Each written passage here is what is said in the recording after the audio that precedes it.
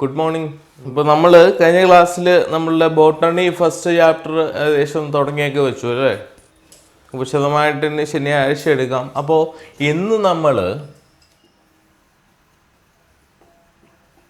Zoology ഭാഗമാണ് കൈകാര്യം ചെയ്യാൻ പോകുന്നത്. എന്ന് പറഞ്ഞാൽ സുവോളജി നമ്മൾ കഴിഞ്ഞ ക്ലാസ്സിൽ തന്നെ നമ്മൾ പറഞ്ഞിരുന്നു. 10ാം ക്ലാസ് വരെയുള്ള സമയത്ത് നിങ്ങൾ പഠിച്ചു വന്നത് ബയോളജി എന്നായിരുന്നു എങ്കിൽ ഇനി 11ാം ക്ലാസ് മുതൽ സയൻസാണ് പഠിക്കുന്നതെങ്കിൽ ബയോളജിയാണ് പഠിക്കുന്നതെങ്കിൽ അവിടെ 2 ഭാഗങ്ങൾ 11ലും 12ലും മാത്രമേ ഉള്ളൂ കേട്ടോ. ഇനി 12 കഴിച്ചിട്ട് ഇനി വേറെ ഹയർ സ്റ്റഡീസിൽ സയൻസ് ആണ് എടുക്കുന്നത് പ്രിഫർ ചെയ്ത് അവിടെ തന്നെ സയൻസ് എടുക്കുന്നതെങ്കിൽ തന്നെ BSc botany chemistry physics chemistry അങ്ങനെയൊക്കെ പോകും. അപ്പോൾ 12ാം ക്ലാസ് വരെ ബയോളജിയിൽ 2 ഭാഗങ്ങൾ. ഒന്ന് സ്റ്റഡി ഓഫ് പ്ലാന്റ്സ് നമ്മൾ തുടങ്ങി കഴിഞ്ഞ ക്ലാസ്സിൽ. ഏതായിരുന്നു? ബോട്ടണിയിലെ ഫസ്റ്റ് ചാപ്റ്റർ ഇതായിരുന്നു, ബയോളജിക്കൽ ക്ലാസിഫിക്കേഷൻ. അതാണ് പ്ലാന്റ്സിൻ്റെ ക്ലാസിഫിക്കേഷൻ. പ്ലാന്റ്സിൻ്റെ എന്നല്ല, ലിവിങ് വേൾഡിനെ തിരിച്ചത് ആണ് എന്ത്, കിങ്ഡമായിട്ട് തിരിച്ചു. അതിൽ തന്നെ പല ആൾക്കാരും പല സമയത്തും ശ്രമിച്ചതിന് ശേഷം കുറച്ചുകൂടെ ആപ്ലിക്കബിൾ ആയിട്ടുള്ള ഒരു ക്ലാസിഫിക്കേഷൻ അറച്ച് വിറ്റേക്കറിൻ്റെ ആയിരുന്നു അല്ലേ? അപ്പോൾ അതിനുശേഷമാണെന്ത്, പിന്നീട് അത് 5 കിങ്ഡം ആണെങ്കിൽ പിന്നീട് 7 കിങ്ഡം കോൾ വോയിസ് എന്ന് പറയുന്ന 6 കിങ്ഡം ക്ലാസിഫിക്കേഷൻ വീണ്ടും വരുന്നുണ്ട്. അത് പിന്നീട് നമുക്ക് പഠിക്കാം. അപ്പോൾ ഇന്ന് നമ്മൾ പഠിക്കാൻ പോകുന്നത് അതായിരുന്നു സുവോളജി എന്ന് പറയുന്ന പോർഷനിൽ നിന്ന് first chapter from the zoology. ഏതാണെന്ന് അറിയാമായിരിക്കുമല്ലോ എല്ലാവർക്കും. The living world. The living world എന്ന് പറഞ്ഞാൽ എന്താണ്? മലയാളത്തിൽ പറഞ്ഞാൽ ജീവലോകമെന്നാണ് ലിവിങ് വേൾഡ് അല്ലേ? ഇപ്പോൾ നമ്മൾ നേരത്തെ പറഞ്ഞല്ലേ, ജീവികളെ എണ്ണിയാൽ ഒടുങ്ങാത്ത കുറേ ജീവികളുണ്ട് എന്ന് പറഞ്ഞാൽ 1.7 കോടി മുതൽ 1.8 കോടി വരെ തരത്തിലുള്ള ജീവജാലങ്ങളാണ് ഇതുവരെ കണ്ടെത്തിയിട്ടുള്ളത്.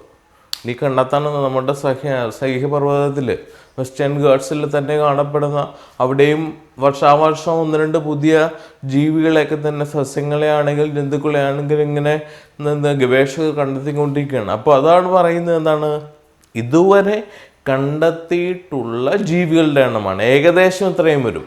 അപ്പോൾ എല്ലാത്തിനെയും എടുത്തിട്ട് നമുക്ക് എന്ത് ചെയ്യാൻ പറ്റില്ല, നമുക്ക് പഠിക്കാനൊന്നും പറ്റില്ല. അതുകൊണ്ട് എന്തെങ്കിലും കുറേ എണ്ണത്തിനടുത്ത് ഒറ്റ ഗ്രൂപ്പ് എടുത്തിട്ട് ആ ഒറ്റ ഗ്രൂപ്പിൻ്റെ ഫീച്ചറുകൾ പഠിക്കും. അപ്പോൾ അതാണ് ആ ഭാഗത്തെ സംബന്ധിക്കുന്നത്. ഇപ്പോൾ ഇവിടെ നമ്മൾ പഠിച്ചു വരുന്നത് ലിവിങ് വേൾഡ്. ഇതാണ് സുവോളജിയിലെ ഫസ്റ്റ് ചാപ്റ്റർ, ഇൻട്രൊഡക്ഷൻ പാർട്ടാണ്. ഇപ്പം ലിവിങ് വേൾഡ് നമ്മൾ പറയുമ്പോൾ എന്താണ്, ജീവികൾ എന്നാണ് ഇതിനർത്ഥം അല്ലേ? ദ ലിവിങ് വേൾഡ് അല്ലെങ്കിൽ ജീവലോകം. പക്ഷെ മറ്റൊരു കാര്യം എന്താണെന്നറിയാമോ? The living world, for the existence of living world, ജീവലോകം നിലനിൽക്കണമെന്നുണ്ടെങ്കിൽ നമ്മൾക്ക് എന്ത് വേണം? നോൺ ലിവിങ് തിങ്സ് വേണം. എന്താണ്? ജീവലോകം നിലനിൽക്കണമെന്നുണ്ടെങ്കിൽ. അതെന്താ അങ്ങനെ പറയുന്നത്?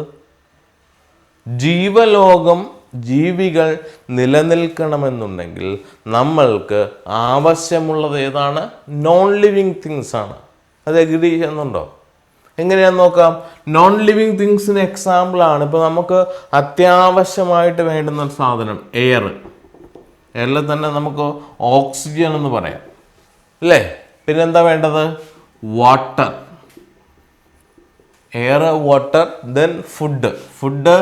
ഇത് നോൺ ലിവിങ് അല്ല, ലിവിങ് തിങ്ങിൻ്റെ ഒരു ഭാഗമാണ്. പക്ഷെ ഇത് രണ്ടും വേണം. ഇത് ഏകദേശം വാട്ടർ ഇല്ലെങ്കിലോ ഫുഡ് ഇല്ലെങ്കിലോ നമുക്ക് we can leave for some extent. നമുക്ക് കുറച്ച് സമയമെങ്കിലും കുറച്ച് നാളുകളെങ്കിലും ഒക്കെ തന്നെ നമുക്ക് പിടിച്ചു നിൽക്കാൻ പറ്റും. 1-2 ദിവസം 3 ദിവസം വരെയൊക്കെ ആഹാരമില്ലാതെ നിൽക്കാമെങ്കിൽ, വെള്ളമില്ലാതെ ഏകദേശം 1 ദിവസമോ ഒക്കെ നിൽക്കാൻ പറ്റും. പക്ഷേ 1-2 ദിവസമൊക്കെ നിൽക്കാൻ പറ്റും കേട്ടോ. അപ്പോൾ എയർ ഇല്ലെങ്കിൽ നമുക്ക് ഇതൊന്നും പോസിബിൾ അല്ല അല്ലേ?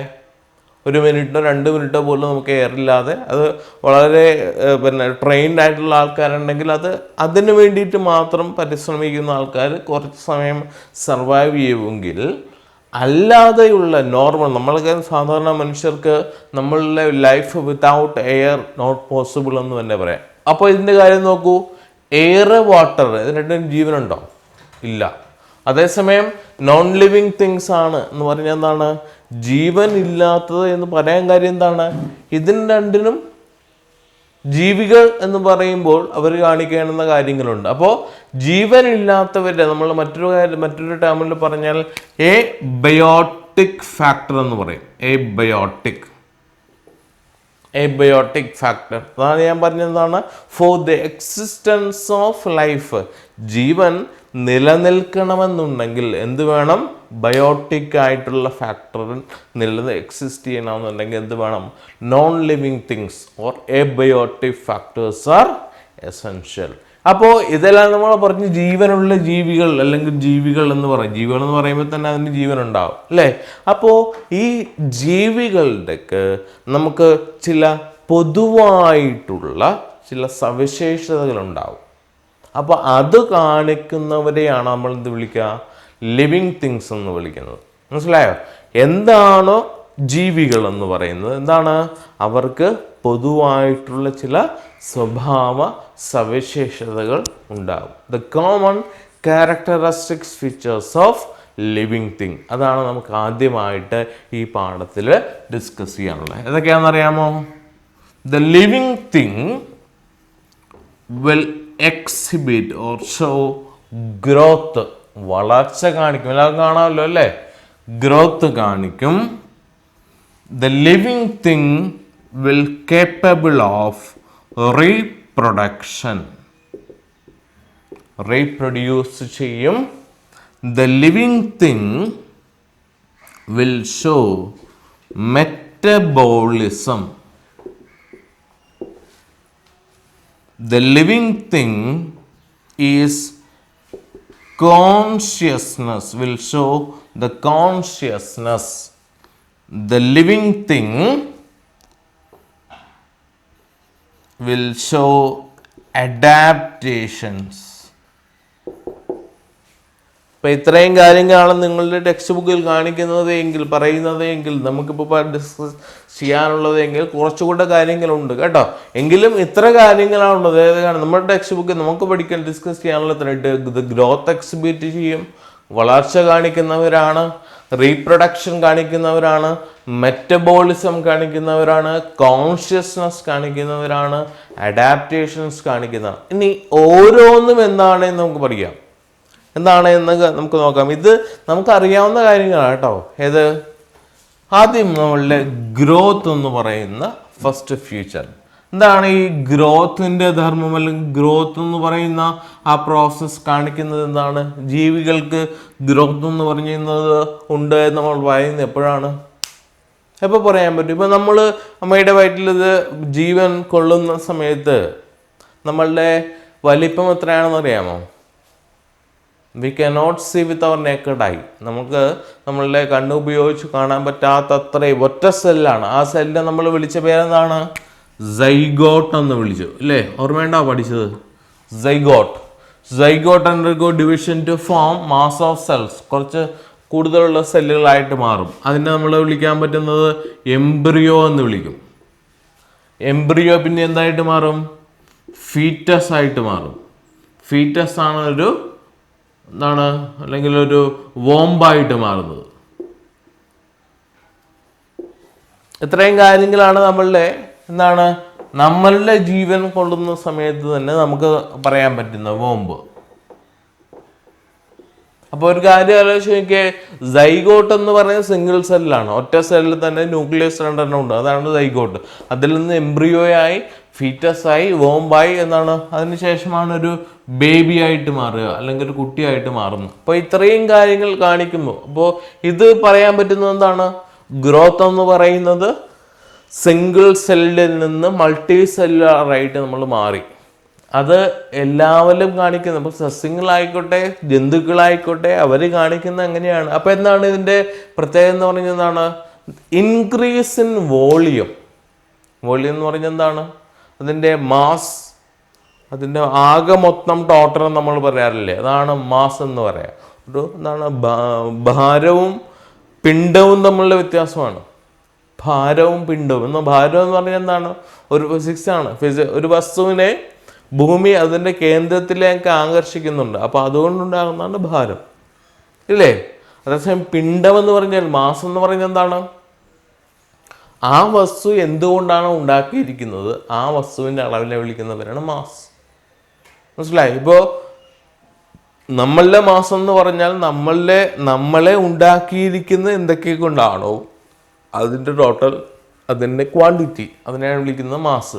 അപ്പോൾ മാസ് ഇൻക്രീസ് ചെയ്യണം, അതിനെയാണ് നമ്മൾ എന്ത് വിളിക്കുക? ഗ്രോത്ത് എന്ന് വിളിക്കുക. ഇനി ഇൻഡിവിജ്വൽ എടുത്താൽ, ഓരോ ആൾക്കാരുടെ എടുത്താൽ എന്ത് സംഭവിക്കണം? ആ ഇൻഡിവിജ്വൽസിൻ്റെ എണ്ണം വർദ്ധിക്കുന്നുണ്ട്, ഇല്ലേ? ഇപ്പോൾ ആ ഒരു ടെക്നിക്ക് അല്ലെങ്കിൽ ആ ഒരു പ്രോസസ്സിനെ നമ്മൾ വിളിക്കുന്ന പേരാണെന്ത്? ഗ്രോത്ത്. Number of individuals. ഈ ഗ്രോത്ത് നടക്കുന്നത് എന്തുകൊണ്ടാണ്? സെൽ ഡിവിഷൻ നടക്കുന്നത് കൊണ്ടാണ്. എന്താ സെൽ ഡിവിഷൻ എന്ന് പറഞ്ഞാൽ? കോശ വിഭജനം എന്ന് നമ്മൾ മലയാളത്തിൽ പറയും, ഇല്ലേ? സെൽ ഡിവിഷൻ എന്ന് പറഞ്ഞാൽ കോശ വിഭജനം. എന്താ കോശ വിഭജനം എന്ന് പറഞ്ഞാൽ? നമ്മളിവിടെ പറഞ്ഞില്ല, ഇവിടെ സൈഗോട്ട് പറഞ്ഞു ഒരു സെല്ലിൽ നിന്ന് എന്തായിട്ട് മാറി? 2 സെല്ലുകൾ ഉണ്ടാകുന്നു. വീണ്ടും ഇത് രണ്ടും ഇങ്ങനെയായിട്ട് മാറും. വീണ്ടും ഇത് എന്ത് ചെയ്യും? ഇങ്ങനെയായിട്ട് മാറും. ഇത്തരത്തിൽ നടക്കുന്ന ആ പ്രോസസ്സിനെ വിളിക്കുന്ന പേരാണെന്ത്? Cell division. Division of cells. നമുക്കിനി 3ാമത്തെ പാഠത്തിൽ നമുക്ക് പഠിക്കാനുണ്ട് ബോട്ടണിയിൽ. സെൽ ഡിവിഷൻ, സൈറ്റോളജി എന്ന് പറയുന്ന ഭാഗം നമ്മൾ പഠിക്കുന്നപ്പോഴാണ് സെൽ ഡിവിഷനെ കുറിച്ച് പഠിക്കണം. എന്ന് പറഞ്ഞാൽ സെൽ സൈക്കിൾ എന്ന് പറയും. ഒരു നോർമൽ സെല്ല് വളർന്ന് വിഭജിക്കുന്നതിനെ വിളിക്കുന്ന പേരാണ് സെൽ ഡിവിഷൻ. മനസ്സിലായോ? അപ്പോൾ അങ്ങനെ സംഭവിക്കുന്നു. അപ്പോൾ ഈ സെൽ ഡിവിഷൻ നടക്കുന്നത് കൊണ്ടാണ് എന്ത്? ഗ്രോത്ത് നമുക്ക് കംപ്ലീറ്റ് ചെയ്യാൻ പറ്റുന്നത്. ഗ്രോത്ത് നമുക്ക് കംപ്ലീറ്റ് ചെയ്യാൻ പറ്റുന്നത്, എക്സിബിറ്റ് ചെയ്യുന്നത് എങ്ങനെയാണ്? സെൽ ഡിവിഷൻ നമ്മൾ സംഭവിക്കുന്നതാണ്. അപ്പോൾ എന്താണ് സെൽ ഡിവിഷൻ എന്ന് പറഞ്ഞാൽ? Division of the increasing number of cells by dividing. മനസ്സിലായോ? വിഭജിക്കുന്നത് മൂലം സെല്ലിൻ്റെ എണ്ണം വർദ്ധിക്കുന്നതിനെ വിളിക്കുന്ന പേരാണ് സെൽ ഡിവിഷൻ. സെൽ ഡിവിഷൻ നമുക്ക് 2ആയിട്ട് തിരിക്കാവുന്നുണ്ട്. ആ സെൽ ഡിവിഷൻ്റെ 2 ഭാഗങ്ങളാണ് മൈറ്റോസിസ്, മിയോസിസ് എന്ന് പറയുന്നത്. നമുക്ക് പിന്നീട് പഠിക്കാം കേട്ടോ. അപ്പോൾ അത് കാണിക്കുന്നത് ഗ്രോത്തിലാണ്. ഇനി നമ്മളിത് പറഞ്ഞെന്താണ്? ജീവികളെ നമ്മൾ തിരിക്കുന്നത് പ്ലാന്റ്സ് എന്നും ആനിമൽസ് എന്നും പറയുന്നു. അപ്പോൾ ഈ പ്ലാന്റ്സിൻ്റെയും ആനിമൽസിൻ്റെയും ഗ്രോത്ത്, വളർച്ച എന്ന് പറയുന്നത് 2 തരത്തിലാണ്. എന്താ കാരണം? ഒന്ന്, പ്ലാന്റ്സിൻ്റെ ഗ്രോത്ത് എന്ന് പറഞ്ഞാൽ അൺലിമിറ്റഡ് എന്ന് പറയാം. പക്ഷേ ആനിമൽസിൻ്റെയോ ലിമിറ്റഡ് ആണെന്നും പറയും. അവിടെ നമ്മളുടെ കേസ് എടുത്ത് നോക്കിയേ. അപ്പോൾ നമ്മൾ പറഞ്ഞു zygote, embryo, foetus, womb, baby. അതിനുശേഷം എന്താണ്? പിന്നെ നമ്മളെ വളർച്ച നോക്കിയേ. ബേബി കഴിഞ്ഞിട്ട് ചൈൽഡ് എന്ന് നമുക്ക് പറയാം, അല്ലേ? ചൈൽഡ്, പിന്നെയോ അഡൾട്ട്ഹുഡ്, പിന്നെയോ അതിൽ നിന്ന് ഓൾഡ് ഏജ് അല്ലെങ്കിൽ മിഡിൽ ഏജ് എന്ന് പറയാം. അതിൽ നിന്ന്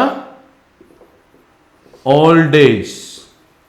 ഇത്രയും കാര്യങ്ങൾ നമ്മൾ കടന്നു പോകണേ. നമ്മൾ ചുമ്മാ അങ്ങനെ നിൽക്കുന്നു നോക്കും. അതിനെക്കുറിച്ചൊന്ന് ആലോചിച്ച് നോക്കിയാൽ നമ്മൾ ജനിച്ചു വീണ്, അതിന് ശേഷമുള്ള ജനിച്ചു വീണ് കുറേ സമയത്തെക്കുറിച്ച് നമുക്ക് അറിയില്ല, അല്ലേ? അപ്പോൾ ജനിച്ചു വീണ് ബേബിയായി, ന്യൂ ബോൺ ബേബിയായി. ന്യൂ ബോൺ ബേബി എന്താണ്? ചൈൽഡായി. ഏകദേശം 1 വയസ്സ് മുതൽ 4 വയസ്സ് വരെ, അല്ലെങ്കിൽ 4 ഒരു 6-7 വയസ്സ് വരെ എന്നെ വിളിക്കുന്ന പേരാണെന്ത്? ചൈൽഡ്ഹുഡ് എന്ന് പറയും. ചൈൽഡ്ഹുഡിന് ശേഷം അഡൾട്ട്ഹുഡായിട്ട് മാറും, അല്ലേ?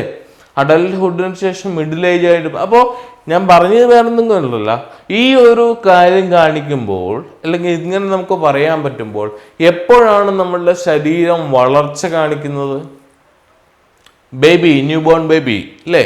ജനിച്ചു വീണ കുട്ടി ഓരോ മാസവും അതിൻ്റെ എന്താണ്, അല്ലെങ്കിൽ ദിവസം നമ്മൾ കൃത്യമായിട്ട് കാൽക്കുലേറ്റ് ചെയ്ത് നോക്കിയെന്നാൽ നമുക്ക് ഡേ ബൈ ഡേ ഇത് ഇൻക്രീസ് ചെയ്തുകൊണ്ടിരിക്കും. ആദ്യമായിട്ട് വളർച്ച ഒന്നും കാണിക്കില്ല. ജനിച്ചു വീണതിന് ശേഷം ഒരാഴ്ച അല്ലെങ്കിൽ 2 ആഴ്ചയോളം യാതൊരു തരത്തിലുള്ള വളർച്ചയും ഇല്ല. അതിനുശേഷം വളർച്ച കാണിക്കുക, അത് വേറെ കാര്യം. അപ്പോൾ ഈ ബേബി എന്ന് പറയുന്നത്, ന്യൂ ബോൺ ബേബി എന്ത് ചെയ്തു? ചൈൽഡായിട്ട് മാറണം. അപ്പോൾ എന്താണ്? ഇൻക്രീസ് ചെയ്യണം. എന്ത്? ഹൈറ്റ്, വെയിറ്റ് ഇതെല്ലാം കുറച്ച് കൂടും. അതിനുശേഷമോ അത് അഡൾട്ട്ഹുഡിലേക്ക് മാറും. അതാണ് നമ്മളുടെ ഇപ്പോൾ നിങ്ങൾക്ക് അഡൾട്ട്ഹുഡിൻ്റെ ആ ഒരു ലാസ്റ്റ് സ്റ്റേജിലേക്ക് വന്നു. അതിനെ നമ്മൾ വിളിക്കുന്ന പേരെന്താണെന്നറിയാമോ? ടീനേജ് കാലഘട്ടം എന്ന് പറയും അല്ലേ? എങ്ങനെയെല്ലാം വിളിക്കാം? ടീനേജ്, കൗമാരദിശ ആണ് മലയാളത്തിൽ പറയാം. ടീനേജ് എന്ന് പറയാൻ കാര്യം എന്താ കാര്യം? 18 അല്ലേ? 18, പിന്നെയോ 19. ഇവിടെ ടീനുണ്ട്, ഇവിടെ കൊണ്ട് തീരും. 11 കഴിഞ്ഞ് 12 കഴിഞ്ഞ് 13 മുതലാണ് ടീനേജ് തുടങ്ങാം അല്ലേ? 13, 13 കഴിഞ്ഞു. അത് കഴിഞ്ഞിട്ട് 19 വരെ അവസാനം എന്തുണ്ട്? ടീനുണ്ട്. അതാണ് ടീനേജ്. അത്രേ ഉള്ളൂ. 13 മുതൽ 13-ാമത്തെ വയസ്സ് മുതൽ 19-ാമത്തെ വയസ്സ് വരെ ഉള്ള സമയത്തെ വിളിക്കുന്ന ടീനേജ്. കാരണം അവിടെ ടീനുള്ളതല്ല കേട്ടോ, വേറെ ടെർമിനോളജി ഒന്നുമില്ല. ടീനേജ് കാലഘട്ടം. ഏകദേശം ഈ വളർച്ച എന്ന് പറയുന്ന പ്രോസസ്സ് നമുക്ക് കാണാൻ പറ്റുന്ന ഏത് സമയം വരെ മാത്രമേ ഉള്ളൂ എന്നറിയാമോ? ടീനേജ് കാലഘട്ടം വരെ മാത്രമേ ഉള്ളൂ. അല്ലെങ്കിൽ എന്ത് സംഭവിക്കും? നമ്മൾ നേരത്തെ കഴിഞ്ഞ ക്ലാസ് ഞാൻ പറഞ്ഞ പോലെ എവിടെയെങ്കിലും നോർമലായിട്ട് എവിടെയെങ്കിലും നടക്കാൻ പറ്റുമോ? വീട്ടിലേക്ക് കയറാൻ പറ്റുമോ? തുടർച്ചയായിട്ട് ഇങ്ങനെ വളർന്നുകൊണ്ടിരിക്കുകയെന്ന് വിചാരിച്ചോ? നമ്മൾ വളർച്ച കാലഘട്ടം കഴിഞ്ഞിട്ട് നമുക്ക് വളർന്നുകൊണ്ടിരിക്കുന്നത് എന്ത് സംഭവിക്കും? നോർമൽ ലൈഫ് പോസിബിൾ ആയിരിക്കില്ല. എവിടെയെങ്കിലും പോകാനോ ഇരിക്കാനോ നടക്കാനോ വണ്ടി ഓടിക്കാനോ ബസ്സിൽ കയറാനോ പറ്റില്ല. കാര്യം നമ്മൾ ഇങ്ങനെ വളർന്നുകൊണ്ടിരിക്കും അല്ലേ? അപ്പോൾ ഈ കാലഘട്ടത്തിൽ എന്തുകൊണ്ടാണ് വളർച്ച കാണിക്കുന്നത്? അതിന് നമ്മൾ പറയുന്നത് എന്താണ്? ഗ്രോത്ത് ഹോർമോൺ എന്ന് പറയുന്ന സാധനമുണ്ട്. ഓർമ്മയുണ്ടോ നമ്മൾ പഠിച്ചത്? ഇത് ജനറൽ ആയിട്ടുള്ള കാര്യങ്ങളായിട്ടോ, ടെക്സ്റ്റ് ബുക്കിൽ സാധനമൊന്നും ഇല്ല കേട്ടോ. ഗ്രോത്ത് ഹോർമോൺ പഠിച്ച ഓർമ്മയുണ്ട്? എവിടെയാണ് ഗ്രോത്ത് ഹോർമോൺ പഠിച്ചത്? 10ാം ക്ലാസ്സിൽ 3ാമത്തെ പാഠം, കെമിക്കൽ കോർഡിനേഷൻ അല്ലെങ്കിൽ മെസ്സേജസ് ഫോർ ഹോമിയോസ്റ്റാസിസ് അല്ലേ? ആന്തര സമസ്ഥിതിക്കായുള്ള രാസസന്ദേശങ്ങൾ എന്ന് പറയുന്ന പാഠത്തിൽ ഏതായിരുന്നു ഗ്ലാൻഡ്? ഓർമ്മയുണ്ടോ? പിറ്റ്യൂട്ടറി ഗ്ലാൻഡിൻ്റെ ആൻറ്റീരിയർ ലോബ്. അവിടെ 1-2 ഹോർമോണുകൾ ACTH, TSH, GTH. അവസാനം പഠിച്ചതാണ് എന്ത്? ഗ്രോത്ത് ഹോർമോൺ ആയിട്ടുള്ള സൊമാറ്റോട്രോഫിൻ അല്ലേ? ഇപ്പോൾ സൊമാറ്റോട്രോഫിൻ്റെ ഉൽപാദനമാണെന്ത്? ശരീര വളർച്ച സ്വാധീനിക്കുന്നത്. ശരീരം എത്ര വളരണമോ അത്ര കഴിഞ്ഞ ശേഷം സൊമാറ്റോട്രോഫിൻ്റെ ഉൽപാദനം നിൽക്കും. അപ്പോൾ അതാണ് ഞാൻ പറഞ്ഞത് എന്താ? എല്ലാ ജീവികളും ഒരു സമയം വരെ വളരുകയുള്ളൂ. പക്ഷെ പ്ലാന്റ്സ് അങ്ങനെയാണോ? പ്ലാന്റ്സിന്റെ അങ്ങനെയല്ല. Unlimited. They can live or they can grow till its end. അവരെപ്പോഴാണോ നശിച്ചു പോകുന്നത് ആ സമയം വരെ എന്ത് ചെയ്യാനുള്ള കഴിവുണ്ട് അവർക്ക്? അവരുടെ വളർച്ച കാണിക്കാനുള്ള അല്ലെങ്കിൽ വളരാനുള്ള സാധ്യത ഉള്ളതാണ് ആര്? പ്ലാന്റ്സ്. മനസ്സിലായോ? പ്ലാന്റ്സിൻ്റെയും അതാണ് ജീവികൾ എന്ന് പറയുന്നത്. അപ്പോൾ മറ്റൊരു കാര്യത്തിൽ അറിയാമോ? ചില സാധനങ്ങൾ ഈ ഗ്രോത്ത് കാണിക്കുന്നവരുണ്ട്, പക്ഷെ അവർ നോൺ ലിവിങ്ങുമാണ്. എക്സാമ്പിൾ ഏതാണ്? നമ്മൾ കഴിഞ്ഞ ക്ലാസ്സിൽ ബോട്ടണിയിലെ കാര്യം കുറച്ച് പറഞ്ഞതാണ്. ഗ്രോത്ത് എക്സിബിറ്റ് ചെയ്യുന്നുണ്ടോ ചോദിച്ചാൽ കാണിക്കുന്നുണ്ട്, പക്ഷേ നോൺ ലിവിങ് ആണ്. കാരണം അവർ ബാക്കിയുള്ള കാര്യങ്ങളൊന്നും ചെയ്യുന്നില്ല. ഇപ്പോൾ എക്സാമ്പിൾ ഏതാണെന്ന് അറിയാമോ? ഗ്രോത്ത് കാണിക്കുന്നത് ഇപ്പോൾ ക്ലൗഡ്സ് ഇല്ലേ, ഈ മേഘങ്ങൾ, മഴമേഘങ്ങളിൽ ചിലപ്പോൾ ചെറുതായിട്ട് വന്നിട്ട് അതിങ്ങനെ വലിപ്പം വെച്ച് കാണിക്കുന്നുണ്ടോ? വരുന്നുണ്ടല്ലേ? അവിടെയും ഗ്രോത്ത് ആണ് സംഭവം. വളർച്ച എന്ന് പറയാം മറ്റു പല കാര്യങ്ങൾ കൊണ്ടാണ്. വികസിക്കുന്നതെന്നുണ്ടെങ്കിൽ വാതകങ്ങളായതുകൊണ്ട് മറ്റു കാര്യങ്ങളൊക്കെ ഉള്ളതാണ്. പക്ഷേ ബയോളജിക്കലി ഇവിടെ ഗ്രോത്ത് എന്ന് പറയുന്ന സംഭവം കാണിക്കുന്നത്, പക്ഷെ ആക്ച്വലി അവർ ഏതാണ്? നോൺ ലിവിങ് ആണ്. മനസ്സിലായോ? അപ്പോൾ ഗ്രോത്ത് എന്ന് പറയുന്നത് ഇതാണ്. ഇതൊരു ക്യാരക്ടറിസ്റ്റിക് ഫീച്ചറാണ്. ആരുടെ? ലിവിങ് തിങ്സിന്റെ ക്യാരക്ടറിസ്റ്റിക് ഫീച്ചറാണ്. അവര് എന്ത് ചെയ്യുന്നുണ്ട്? ഇപ്പോൾ നോർമലി പ്ലാന്റ്സ് ആണെങ്കിലും ആനിമൽസ് ആണെങ്കിലും പറഞ്ഞാൽ ഗ്രോത്ത് കാണിക്കുന്ന പറഞ്ഞാൽ എങ്ങനെ കാണിക്കണം? ആനിമൽസിന്റെ പ്രത്യേകത the growth will extend up to an age. ഒരു സമയം വരെ ഗ്രോത്ത് കാണിക്കും.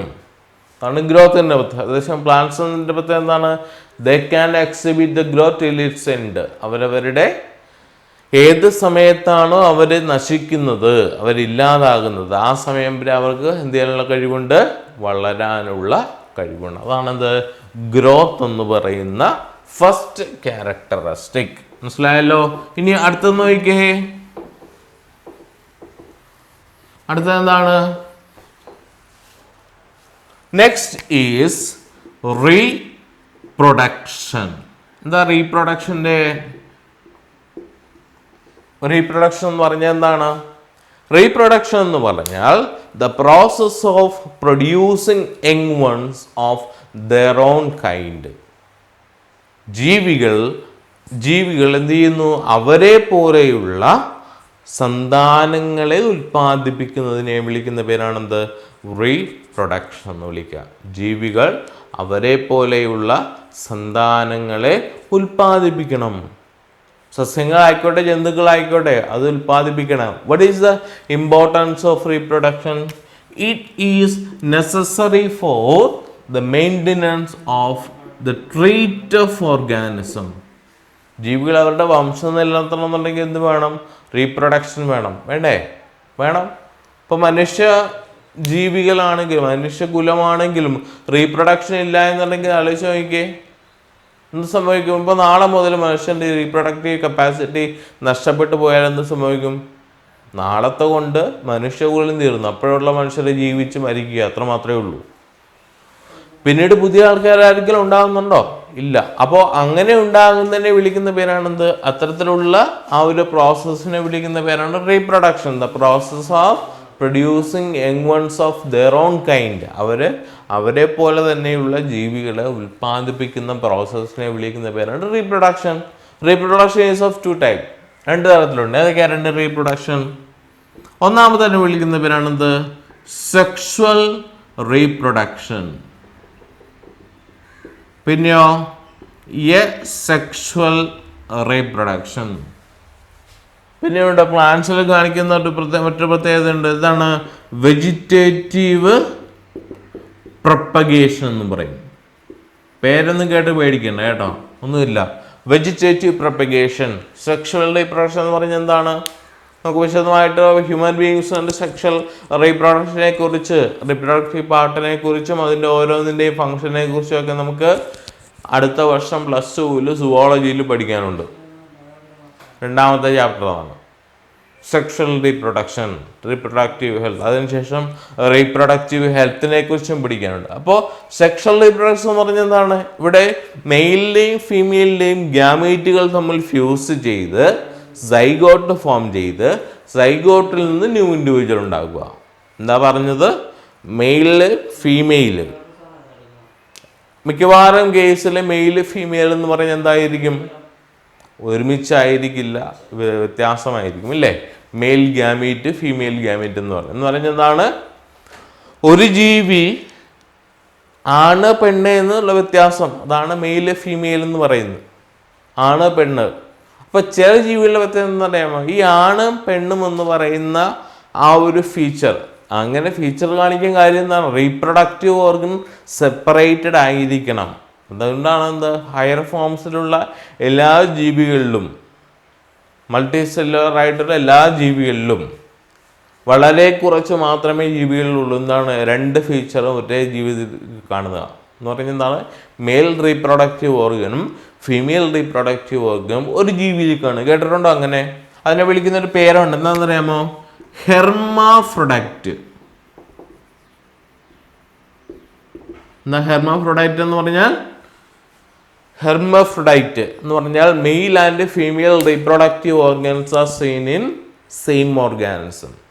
ഉഭയ ലിംഗ ജീവികൾ എന്ന് മലയാളത്തിൽ പറയും. അതാണ് ഹെർമഫ്രൊഡൈറ്റ്. അപ്പൊ അതല്ല പറയുന്നത്. റീപ്രൊഡക്ഷൻ എന്ന് പറയുന്നത് എന്താണ്? That is the process. എന്ത് പ്രോസസ്സിനെ വിളിക്കുന്ന പേരാണ് reproduction? In that process the organisms are capable of producing their own young once. അവരെ പോലെ തന്നെയുള്ള ജീവികളെ ഉൽപ്പാദിപ്പിക്കുന്നതിനെ വിളിക്കുന്ന പേരാണ് റീപ്രൊഡക്ഷൻ. അതിന് 2 പ്രോസസ്സുകളുണ്ട്. ആ പ്രോസസ്സ് ഏതൊക്കെയാണ്? സെക്ഷൽ റീപ്രൊഡക്ഷൻ, സെക്ഷൽ റീപ്രൊഡക്ഷൻ എന്ന് പറഞ്ഞാൽ മിക്കവാറും ഹയർ ഫോംസ് ഓഫ് ആനിമൽസിൽ ഇൻക്ലൂഡിങ് പ്ലാന്റ്സിൽ കാണിക്കുന്നത്. അവിടെ എന്താണ്? ഫ്യൂസ് ചെയ്യണം. എന്തൊക്കെ ഫ്യൂസ് ചെയ്യണം? മെയില് ഫീമെയില് ഗ്യാമീറ്റുകൾ തമ്മിൽ ഫ്യൂസ് ചെയ്യണം. മിക്കവാറും കേസിൽ അത്തരത്തിലുള്ള ഫ്യൂഷൻ നടക്കുന്ന എവിടെയായിരിക്കും? ഫീമെയിൽ ബോഡിയിലായിരിക്കും ഇല്ലേ? ഫീമെയിൽ ബോഡിയിലായിരിക്കും നടക്കുക. വളരെ കുറച്ച് മാത്രമേ ഉള്ളൂ മെയിൽ ബോഡിയിൽ വെച്ച് ഫ്യൂഷൻ നടക്കുന്നത്. അതല്ലെങ്കിൽ ഫീമെയിൽ ബോഡിയുടെ വെളിയിൽ വെച്ച് നടക്കുന്ന ഫ്യൂഷനും, ആ ഫ്യൂഷൻ നമ്മൾ വിളിക്കുന്ന ഒരു പേരുണ്ട്, ഫെർട്ടിലൈസേഷൻ, ബീജ സംയോഗം എന്ന് പറയും. മെയിൽ ഗ്യാമീറ്റ് വന്ന് ഫീമെയിൽ ഗാമീറ്റുമായിട്ട് കൂടിച്ചേർന്ന് സൈഗോട്ട് ഫോം ചെയ്യുന്ന പ്രോസസ്സിനെ വിളിക്കുന്ന പേരാണ് ഫെർട്ടിലൈസേഷൻ. അത് നടക്കുന്ന മിക്കവാറും എവിടെയായിരിക്കും? ഹയർ ഫോംസ് ഓഫ് ആനിമൽസിലെ ഫീമെയിൽ ബോഡിയുടെ ഉള്ളിലായിരിക്കും. ഫീമെയിൽ ബോഡിയുടെ ഉള്ളിൽ എന്ന് പറയുമ്പോൾ അത്തരത്തിൽ നടക്കുന്ന ഫ്യൂഷനെ വിളിക്കുന്ന പേരാണ് ഇന്റേണൽ ഫെർട്ടിലൈസേഷൻ. അത് വേണ്ടോ? ഇന്റേണൽ നിങ്ങൾ പഠിച്ചിട്ടില്ല. ഇന്റേണൽ ഫെർട്ടിലൈസേഷൻ ഇന്ന് നമുക്ക് പഠിക്കാനുണ്ട് കേട്ടോ. ഇന്റേണൽ എന്താ? ഇന്റേണൽ എന്ന് പറഞ്ഞാൽ ഇന്റേണൽ ഫെർട്ടിലൈസേഷൻ നടക്കുന്ന എവിടെയായിരിക്കും? ഫീമെയിൽ ബോഡിയുടെ ഉള്ളിൽ. അത്തരത്തിലുള്ളതിനെ വിളിക്കുന്ന പേരാണ് ഇന്റേണൽ ഫെർട്ടിലൈസേഷൻ. ഇനി ചില കേസിൽ അക്വാട്ടിക് ഓർഗാനിസത്തിൽ ചില കേസിൽ എന്താണെന്ന് അറിയാമോ? ഫീമെയിൽ ബോഡിയുടെ വെളിയിൽ നടക്കും. എന്ന് പറഞ്ഞാൽ എക്സ്റ്റേണൽ മീഡിയം സറൗണ്ടിങ്സിൽ നടക്കും. ഫ്രോഗ്സിൻ്റെയൊക്കെ റീപ്രൊഡക്ഷൻ എങ്ങനെയാണ്? എന്താണ്? മെയിൽ ഗാമറ്റ് വെള്ളത്തിലേക്ക് വിടും, ഫീമെയിൽ ഗാമറ്റും വെള്ളത്തിലേക്ക് വിടും. അപ്പോൾ അത് തമ്മിൽ ഫ്യൂസ് ചെയ്യും വെള്ളത്തിൽ വെച്ചിട്ട്. അതിനെ വിളിക്കുന്ന പേരാണെന്ത്? External fertilisation. അപ്പോൾ എങ്ങനെയാണെങ്കിലും അതിന് ശേഷം എന്താണ്? ആ കേസിൽ എഗ്ഗ് ഫോം ചെയ്യും. മനസ്സിലായോ? എഗ്ഗ് ഫോം ചെയ്തതിന് ശേഷം അത് ഹാച്ച് ചെയ്ത് അല്ലെങ്കിൽ വിരിഞ്ഞ് കുറച്ച് സമയത്തിന് ശേഷം പുറത്തേക്ക് വരും അതിൻ്റെ ഓഫ്സ്പ്രിങ്സ്. അപ്പോൾ അത്തരത്തിൽ വിളിക്കുന്നതാണ് സെക്ഷുവൽ റീപ്രൊഡക്ഷൻ. ഇപ്പോൾ മറ്റുള്ളതിലാണെങ്കിൽ എന്താണ്? Giving birth to the young ones. മാമൽസിൻ്റെയൊക്കെ പ്രത്യേകതയാണ്. എന്ന് പറയുന്നത് എന്താണ്? കുഞ്ഞുങ്ങളെ പ്രസവിക്കുക. എന്താണ് പ്രസവിക്കുക എന്ന് പറയുന്ന പ്രോസസ്സ്? ഇപ്പോൾ ഫീമെയിൽ ബോഡിയിൽ എന്താണ്? യൂട്രസിൻ്റെ അതാണ് ഓർഗൻ അല്ലെങ്കിൽ ആ ഒരു പോർഷൻ. ആ പോർഷൻ്റെ ഉള്ളിൽ വെച്ചിട്ട് എന്ത് നടക്കും? ബാക്കിയുള്ള ഫർദർ ഗ്രോത്ത് എല്ലാം നടന്നതിന് ശേഷം അവിടെ എന്താണ്? റീപ്രൊഡ്യൂസ് ചെയ്ത് ഗ്രോത്ത് കംപ്ലീറ്റ് ചെയ്ത് എപ്പോഴാണ് young ones fully growth completed ആകുന്നത് അപ്പോൾ ആ സമയത്ത് പുറത്തേക്ക് വരും. അതിനെ വിളിക്കുന്ന പേരാണ് എന്ത്? Birth. Giving birth to the young ones. എന്താണെങ്കിലും അത് ഏത് പ്രോസസ്സാണ്? ആ പ്രോസസ്സിനെ വിളിക്കുന്ന പേരാണെന്ത്? സെക്ഷൽ റീപ്രൊഡക്ഷൻ എന്ന് വിളിക്കും. അതേസമയം സെക്ഷൽ റീപ്രൊഡക്ഷൻ എന്ന് പറഞ്ഞാൽ എന്താണ്? അവിടെ ഈ പറഞ്ഞ പ്രോസസ്സ് ഒന്നും നടക്കേണ്ട. ഇതൊക്കെ നടക്കേണ്ട. മെയിൽ ഗാമീറ്റ് ഫോം ചെയ്യേണ്ട, ഫീമെയിൽ ഗാമീറ്റ് ഫോം ചെയ്യണ്ട. ചെയ്യണോ? വേണ്ട. ചെയ്യാത്തത് കൊണ്ട് എന്താണ്? ഏതെങ്കിലും പ്രോസസ്സിലൂടെ സെക്ഷൽ റീപ്രൊഡക്ഷൻ നടക്കുന്ന മിക്കവാറും ലോവർ ഫോംസ് ഓഫ് ആനിമൽസിൽ, അതല്ലെങ്കിൽ മൈക്രോസ്കോപ്പിക് ആയിട്ടുള്ള ആനിമൽസിൽ, ഇനി ചില കേസിൽ മൾട്ടി സെല്ലുലർ ആയിട്ടുള്ള ഓർഗാനിസത്തിൽ തന്നെയും ഈ സെക്ഷൽ റീപ്രൊഡക്ഷൻ നടക്കുക. പക്ഷേ അവിടെ അതിൻ്റെ പ്രത്യേകത എന്ന് പറഞ്ഞാൽ അവിടെ ലോവർ ഫോംസാണ്. ലോവർ ഫോംസ് ഹയർ ഫോംസ് ഉണ്ട്. എന്ന് പറയുന്നതാണ് താഴ്ന്ന വർഗം ജീവികളെന്നും പറയും. ഉയർന്ന വർഗം അതാണ്. താഴ്ന്നതെന്ന് പറഞ്ഞാൽ അവരുടെ അപ്പിയറൻസിലതൊന്നും അല്ല. അവർക്ക് ഓർഗൻ സിസ്റ്റം ഒന്നും ഡെവലപ്ഡ് ആയിരിക്കില്ല, പൂവർലി ഡെവലപ്ഡ് ആണ്. ഇപ്പം നമ്മളെല്ലാം ഓർഗൻ സിസ്റ്റമാണ് അല്ലേ? നമ്മൾക്ക് കൈ കാല് ഇതുള്ള അവയവങ്ങൾ എന്തിനു വേണ്ടിയിട്ടാണ് അങ്ങനെയുള്ള അവയവങ്ങളുള്ളത്? ഓരോ കാര്യങ്ങളും ചെയ്യാനായിട്ടുള്ള ആ കേപ്പബിലിറ്റിക്ക് വേണ്ടിയിട്ടാണ്. ഇപ്പം നമ്മളുടെ കേസിലത് നോക്കിയേ, നമ്മളുടെ ബോഡി എന്ന് പറഞ്ഞാൽ ഭയങ്കര വലിയ സംഭവമാണ്. എന്താ കാരണം? ഒരേ സമയത്ത് ഏകദേശം 10ഓളം സിസ്റ്റംസ് എന്താണ് കോമൺ ആയിട്ട് നടക്കുന്നുണ്ട്. ഫങ്ഷനിങ് ആണ് നമ്മളുടെ ശരീരത്തിൽ. വേറെ ഏതെങ്കിലും ഒരു മെഷീൻ ഉണ്ടോ അങ്ങനെ?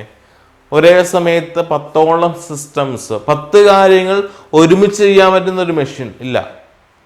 അങ്ങനെ പോസിബിൾ അല്ല. 10 കാര്യങ്ങൾ ഇപ്പം നമ്മളുടെ പ്രത്യേകത എന്താണ്?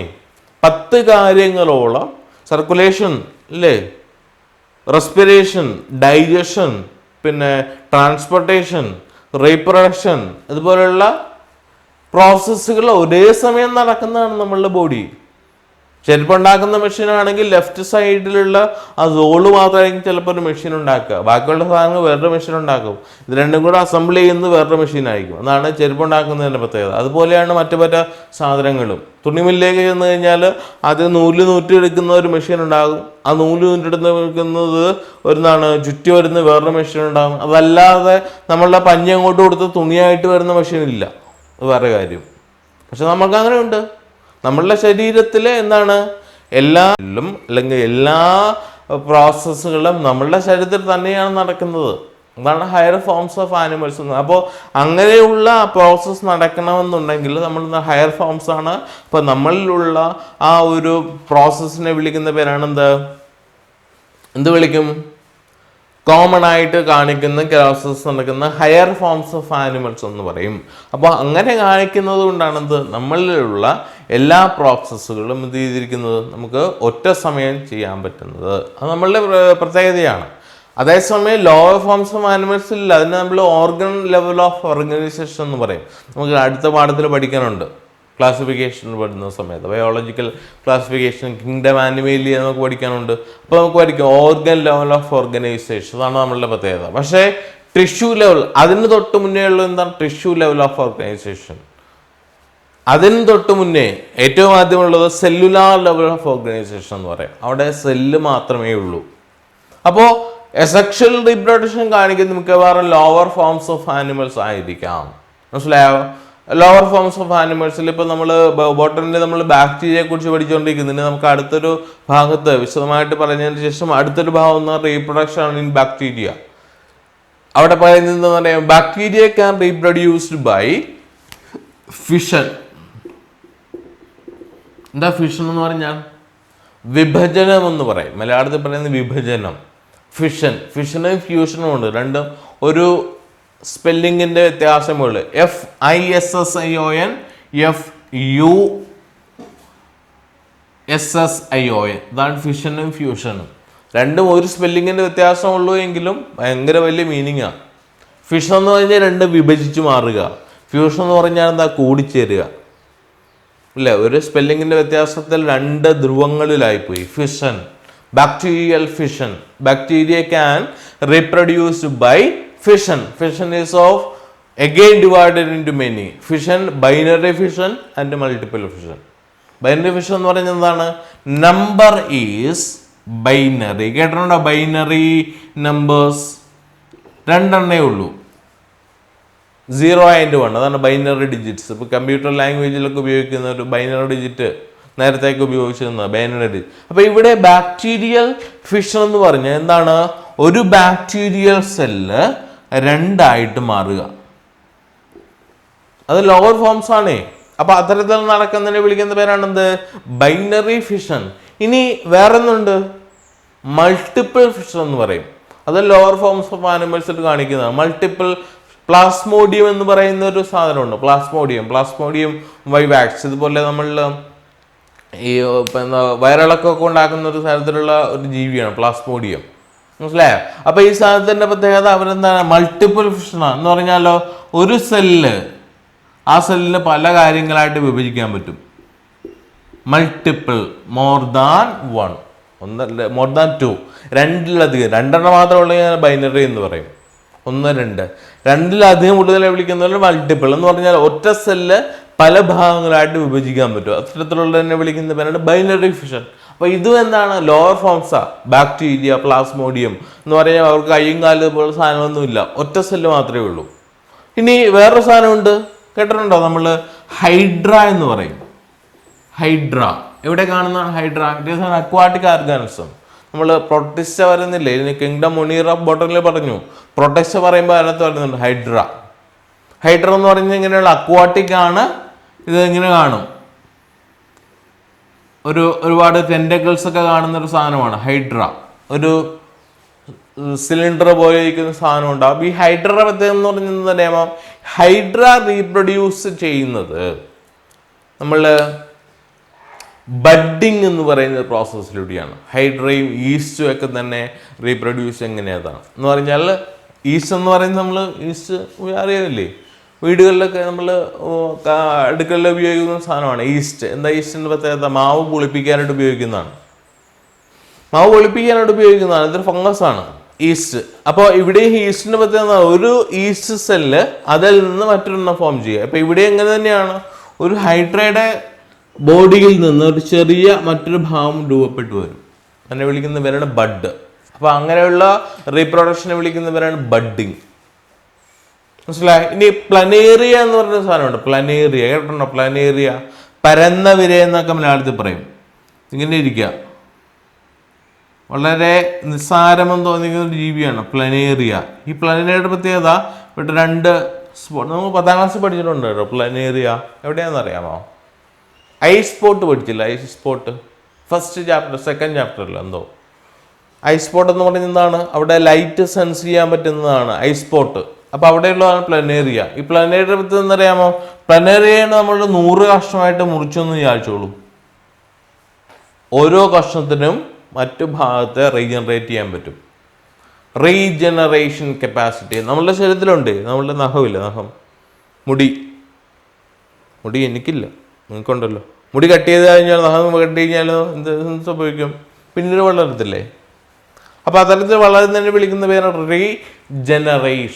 റീജനറേറ്റ് ചെയ്യുക. അതേസമയം പ്ലനേറി എന്ന് പറഞ്ഞാൽ എന്താണ്? ഹൈലി റീജനറേറ്റിംഗ് ആണ്. നമ്മളുടെ കൈ മുറിച്ച് കഴിഞ്ഞാൽ കൈ വളരുമോ? ഇല്ല.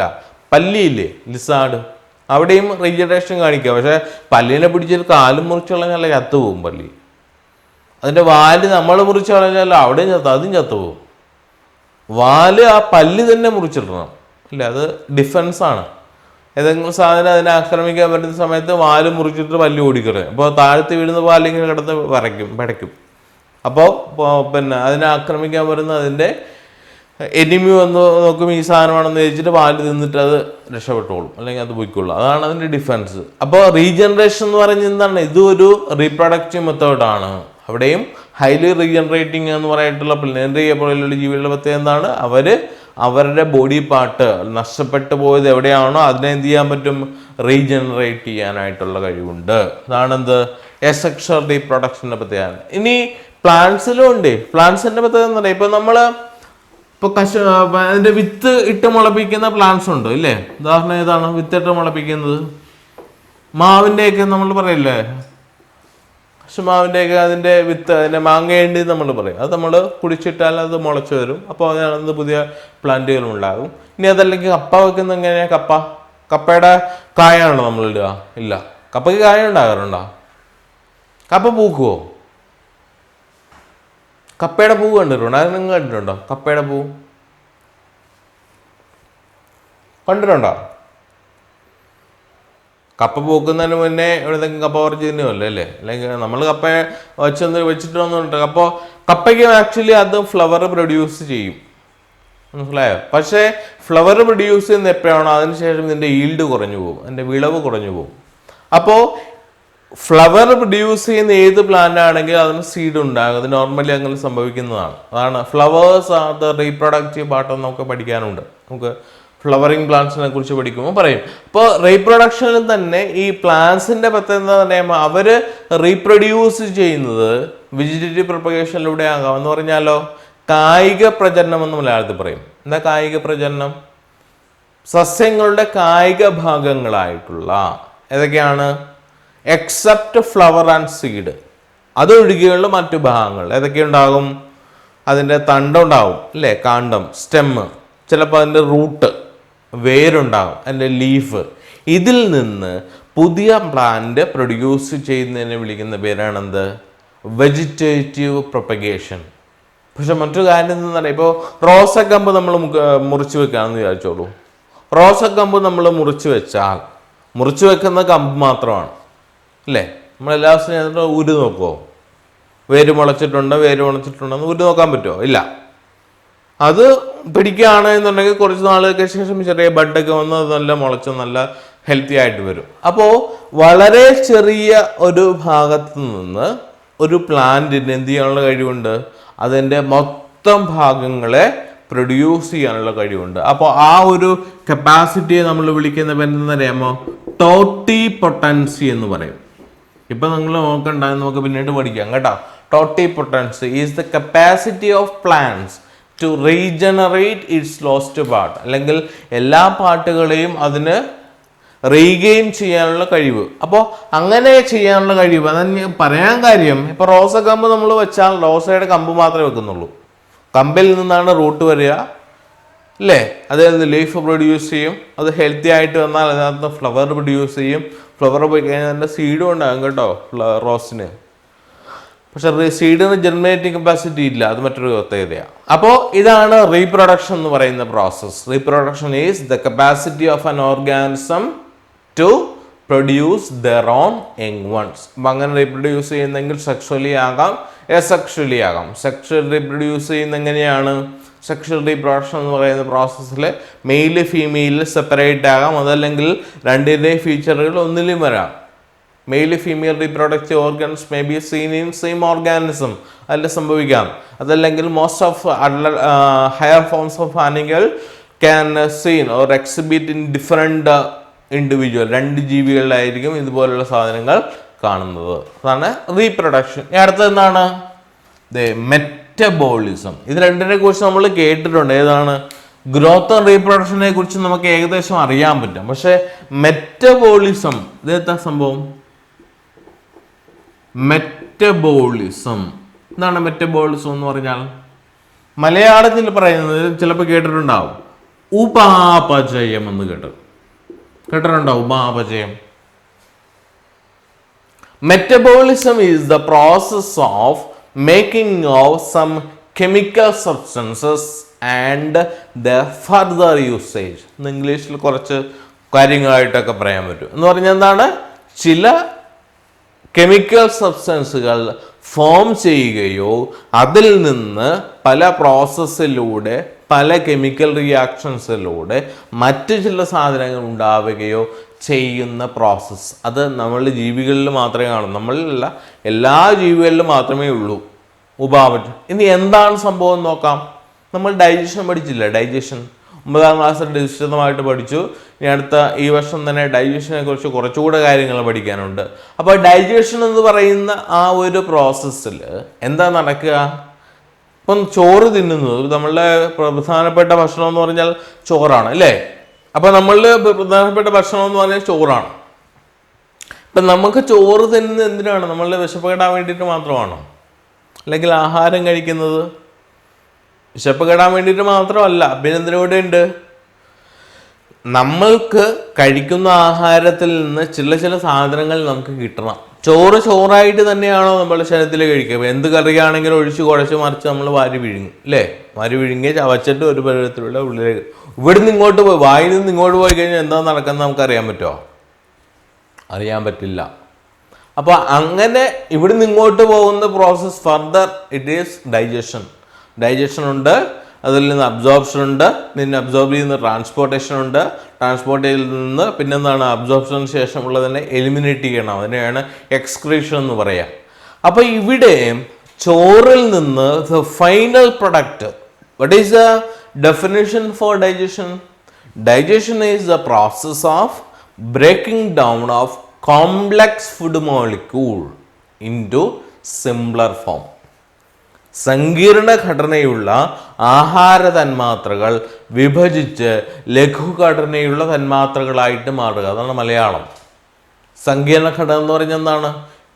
ഇപ്പൊ ചോറിന്റെ സങ്കീർണ ഘടന എന്ന് പറഞ്ഞാൽ അവിടെ സ്റ്റാർച്ചാണ് എന്ന് പറഞ്ഞാലോ, അന്നജം പല പല പല പല റിയാക്ഷൻസിലൂടെ കടന്നുപോയി ഗ്ലൂക്കോസ് എന്ന് പറയുന്ന സാധനം ഉണ്ടാവണം. കാരണം starch cannot absorbed by the body. ശരീരത്തിന് സ്റ്റാർച്ചിനെ അബ്സോർബ് ചെയ്യാൻ പറ്റില്ല, പക്ഷെ ഗ്ലൂക്കോസിനെ അബ്സോർബ് ചെയ്യാം. അപ്പൊ സ്റ്റാർച്ചിൽ നിന്ന് ഗ്ലൂക്കോസ് ഉണ്ടാവണം. വായിൽ വെച്ച് സിമ്പിൾ മാൾട്ടോസ് ആക്കി മാറ്റും, സലൈവ. സ്റ്റൊമക്കിൽ ചെന്ന് അവിടെ ഫങ്ഷനിങ് ഒന്നുമില്ല. പിന്നെ പാങ്ക്രിയാസിൽ നിന്ന് വരുന്ന പാങ്ക്രിയാറ്റിക് അമിലേസ് അതിനെ സിമ്പിൾ മാൾട്ടോസ് ആക്കി മാറ്റും. അതിൽ നിന്ന് വീണ്ടും സ്മോൾ ഇൻറ്റെസ്റ്റൈനിലേക്ക് ചെല്ലുന്ന സമയത്ത് അവിടെയുള്ള ഡൈസാക്രൈഡുകളുണ്ട്, അതിനെ പിന്നെ പെപ്റ്റിഡേസ്, അതുപോലെ മാൾട്ടൈസ്, ഗാലക്ടൈസ് എന്നൊക്കെ പറയും. അതിനെ എന്താക്കി മാറ്റും? അതിനകത്ത് സ്റ്റാർച്ച് ഉണ്ടെങ്കിൽ അതിനെ വീണ്ടും കൺവേർട്ട് ചെയ്ത് സിംപ്ലർ ഫോം ആയിട്ടുള്ള ഗ്ലൂക്കോസ് ആക്കി മാറ്റും. അപ്പൊ അങ്ങനെ ഉണ്ടാവുന്നതിന് വിളിക്കുന്ന പേരാണ്, ആ പ്രോസസ്സിന്, ഫോർമേഷൻ ഓഫ് ന്യൂ മോളിക്യൂൾ, അതിനെ വിളിക്കുന്ന പേരെന്താണെന്നറിയാമോ? അനബോളിസം. അനബോളിസം, ഉപചയം എന്ന് പറയും മലയാളത്തിൽ, ഉപചയം. Anabolism is a process of making of new molecules. പുതിയ തന്മാത്രകൾ ഉണ്ടാകും. പുതിയ തന്മാത്ര ഉണ്ടെങ്കിൽ എവിടെയെങ്കിലും മേടിച്ചുകൊണ്ട് വന്നതല്ല, ആക്ച്വലി ഉള്ള സാധനം തന്നെ. ഇവിടെ സ്റ്റാർച്ച് ഉണ്ട്, നമുക്ക് കിട്ടിയിട്ടുണ്ട് ചോറിൽ. ആ സ്റ്റാർച്ചിൽ നിന്ന് ഗ്ലൂക്കോസ് ഫോം ചെയ്യുന്നു. അങ്ങനെ ഫോം ചെയ്യുന്ന പ്രോസസ്സിനെ വിളിക്കുന്ന പേരാണെന്ത്?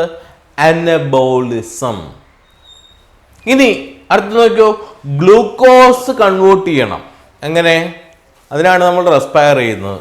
എയറിൻ്റെ പ്രസൻസിൽ ഇപ്പോൾ ഒരു കാര്യം പറഞ്ഞു പോയത് തന്നെ ഇങ്ങനെ പുറകിലേക്ക് കുറേ കാര്യങ്ങൾ പറയണം, എങ്കിലേ ഇതിനെ നമുക്ക് സാധൂകരിക്കാൻ പറ്റൂ. ഗ്ലൂക്കോസ്, എന്തിനാണ് ഗ്ലൂക്കോസ് ഉണ്ടാക്കുന്നത്? സ്റ്റാർച്ച് എന്ന് പറയുന്ന ആ ന്യൂട്രിയൻറ്റിൽ നിന്ന് ഗ്ലൂക്കോസ് ഫോം ചെയ്യുന്ന എന്തിനു വേണ്ടിയിട്ടാണ്? അങ്ങനെ ഉണ്ടെങ്കിൽ മാത്രമേ എന്ത് ചെയ്യാൻ പറ്റൂ, നമ്മൾക്ക് ശരീരത്തിന് ആവശ്യം വേണ്ടുന്ന ഊർജം ഉണ്ടാക്കാൻ പറ്റൂ.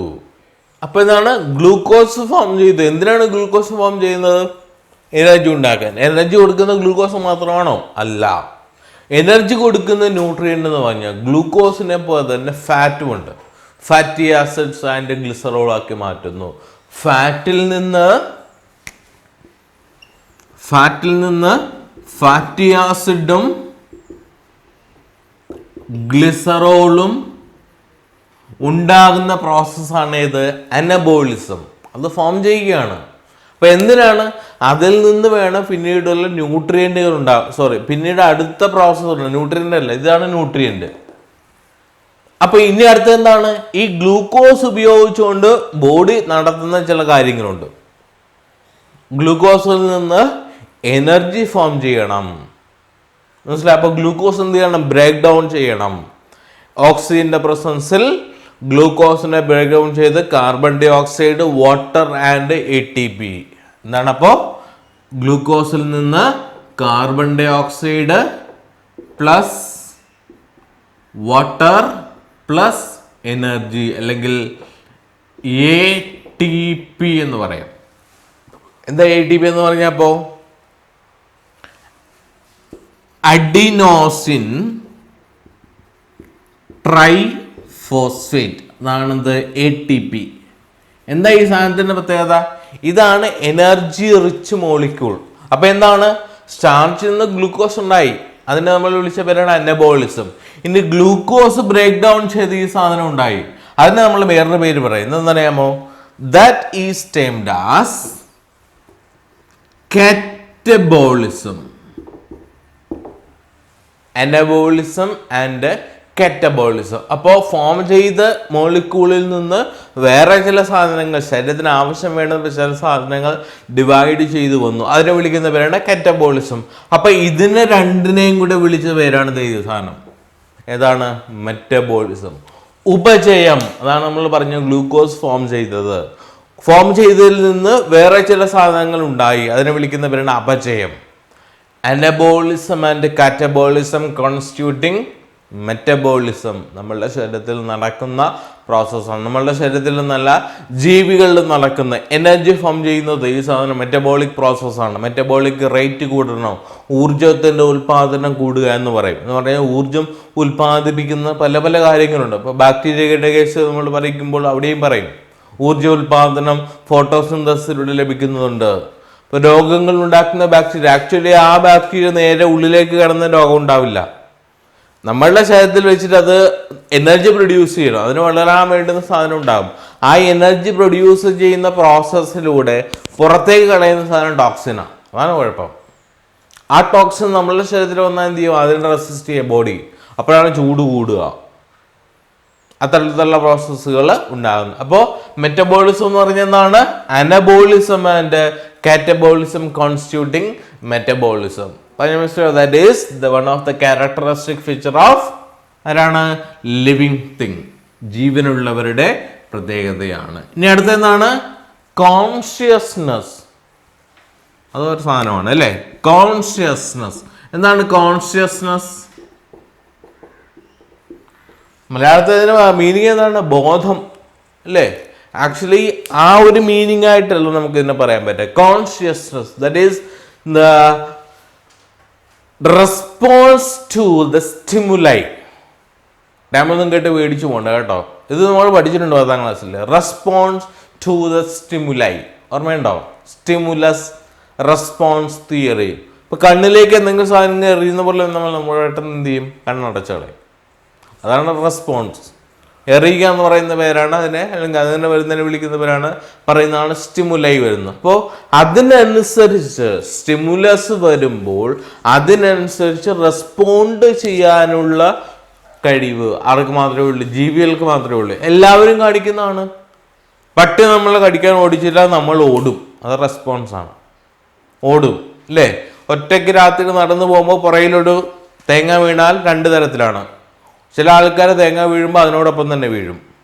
ചില ആൾക്കാരോ എന്ത് സംഭവിക്കും? പെട്ടെന്ന് തെറ്റ് ചെയ്ത് നിൽക്കും. ചില ആൾക്കാർ യാതൊരു തരത്തിലുള്ള എന്താണ് വികാരങ്ങളില്ലാതെ ഇങ്ങനെ നടന്നു പോകും. ഇങ്ങനെയുള്ള ആൾക്കാരും ഉണ്ട് അല്ലേ? അപ്പോൾ ഇങ്ങനെ അപ്പോൾ ഈ 3 കാര്യങ്ങളും അതിൻ്റെ റെസ്പോൺസാണ്. മനസ്സിലായി? റെസ്പോണ്ട് ചെയ്യുന്നത് എന്താണ്? സ്റ്റിമുലസ് വന്നാൽ അതിനനുസരിച്ച് റെസ്പോണ്ട് ചെയ്യണം. ഇനി മറ്റൊരു പ്രത്യേകതയുണ്ട്. എന്താണെന്നറിയാമോ? ഈ റെസ്പോൺസ് എന്ന് പറയുന്ന സാധനം ജീവികളിൽ മാത്രമാണോ ഉള്ളത്? അല്ല, സസ്യങ്ങളിലും ഉണ്ട്. എന്താണ്? സസ്യങ്ങളിൽ പെട്ടെന്ന് കാണിക്കാൻ പറ്റും. ഇപ്പം നമ്മളിൽ കാണുന്ന ചില കാര്യങ്ങളുണ്ട്. എന്താണ്? ലൈറ്റ് എന്ന് പറയുന്ന റെസ്പോൺസാണ്, സ്റ്റിമുലസ് ആണ്.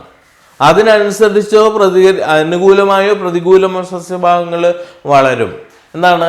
ലൈറ്റ് എവിടെയുണ്ടോ അതിലേക്ക് നേരിട്ട് വളരുന്ന ഏത് ഭാഗമാണ് സസ്യങ്ങളുടെ? സ്റ്റെം അല്ലെങ്കിൽ ഷൂട്ട്. സ്റ്റെം ഉൾപ്പെടുന്ന ഭാഗത്തെ വിളിക്കുന്ന പേരാണ് ഷൂട്ട് അല്ലേ? ഷൂട്ട്, കാണ്ഡം എന്ന് പറയുന്നത് പറയും. ഷൂട്ട്, സ്റ്റെം ഉൾപ്പെടും. സ്റ്റെം ഉൾപ്പെടാന്ന് പറഞ്ഞാൽ ഏതൊക്കെ ഉണ്ട്? സ്റ്റെമ്മ് വരും, പിന്നെയോ ലീഫ് വരും, പിന്നെയോ ഫ്ലവേഴ്സ് വരും, ഫ്രൂട്ട് വരും. ഇതെല്ലാം ഉൾപ്പെടുന്നു. മണ്ണിൻ്റെ മേലെ കാണുന്ന എല്ലാ ഭാഗങ്ങളെയും വിളിക്കുന്നവരാണ് ഷൂട്ട്. അപ്പോൾ ഈ കോൺഷ്യസ്നസ് എന്ന് പറയുന്ന ഈ ഭാഗത്ത് റെസ്പോണ്ട് ചെയ്യണം. എങ്ങനെ റെസ്പോണ്ട് ചെയ്യണം? അവിടെ ഷൂട്ട് എന്ന് പറയുന്ന പ്രോസസ്സ് അല്ലെങ്കിൽ ആ ഒരു പാർട്ട് ലൈറ്റിന് നേരെ വളരുന്നു. അങ്ങനെ വളരുന്ന ആ ഒരു പ്രോസസ്സ് എന്താണ്? പോസിറ്റീവ് റെസ്പോൺസ് ആണ് ലൈറ്റിനോട്. ഇനി ലൈറ്റ് ഉള്ള ഭാഗത്ത് നിന്ന് ഓപ്പോസിറ്റായിട്ട് വളരുന്ന ഭാഗമുണ്ട്. ഏതാണ്? ലൈറ്റ് എവിടെയുണ്ടോ, ലൈറ്റ് എവിടെയാണ് ഉള്ളത്? അറ്റ്മോസ്ഫിയറിൽ. ലൈറ്റ് എവിടെയുണ്ടോ അവിടെ വളരത്തില്ല. ആരാണെന്ന് അറിയാമോ? റൂട്ട് കാണിക്കുന്നതാണ്. ലൈറ്റ് എവിടെയുണ്ടോ അതിന് ഓപ്പോസിറ്റായിട്ട് വളരും. അതിനാണ് നെഗറ്റീവ് റെസ്പോൺസ് എന്ന് പറയാം. ഫോട്ടോട്രോപ്പിസം എന്നാണ് ആ മൂവ്മെന്റിനെ വിളിക്കുന്നത്. ഫോട്ടോട്രോപ്പിസം. പോസിറ്റീവില് ഫോട്ടോട്രോപ്പിസം കാണിക്കുന്ന ആരാണ്? ഷൂട്ട്. നെഗറ്റീവില് ഫോട്ടോട്രോപ്പിസം കാണിക്കുന്ന ആരാണ്? റൂട്ട് അല്ലേ? Shoot and root. അപ്പോൾ അത് ജീവികളുടെ മാത്രം പ്രത്യേകതയാണ്. ജീവനുള്ളവർ മാത്രം കാണിക്കുന്നതാണത് റെസ്പോൺസ് ടു ദ സ്റ്റിമുലായി, അല്ലെങ്കിൽ ഏത് കോൺഷ്യസ്നസ് എന്ന് ബോധമെന്ന് മലയാളത്തിൽ പറയുമെങ്കിലും ആ ഒരു മീനിങ്ങിലല്ല എടുക്കേണ്ടത് കേട്ടോ. Response to the stimuli, that is one of the characteristic feature of living thing. മനസ്സിലായോ? ഇനി അടുത്തതാണ് ഏത്? അഡാപ്റ്റേഷൻ.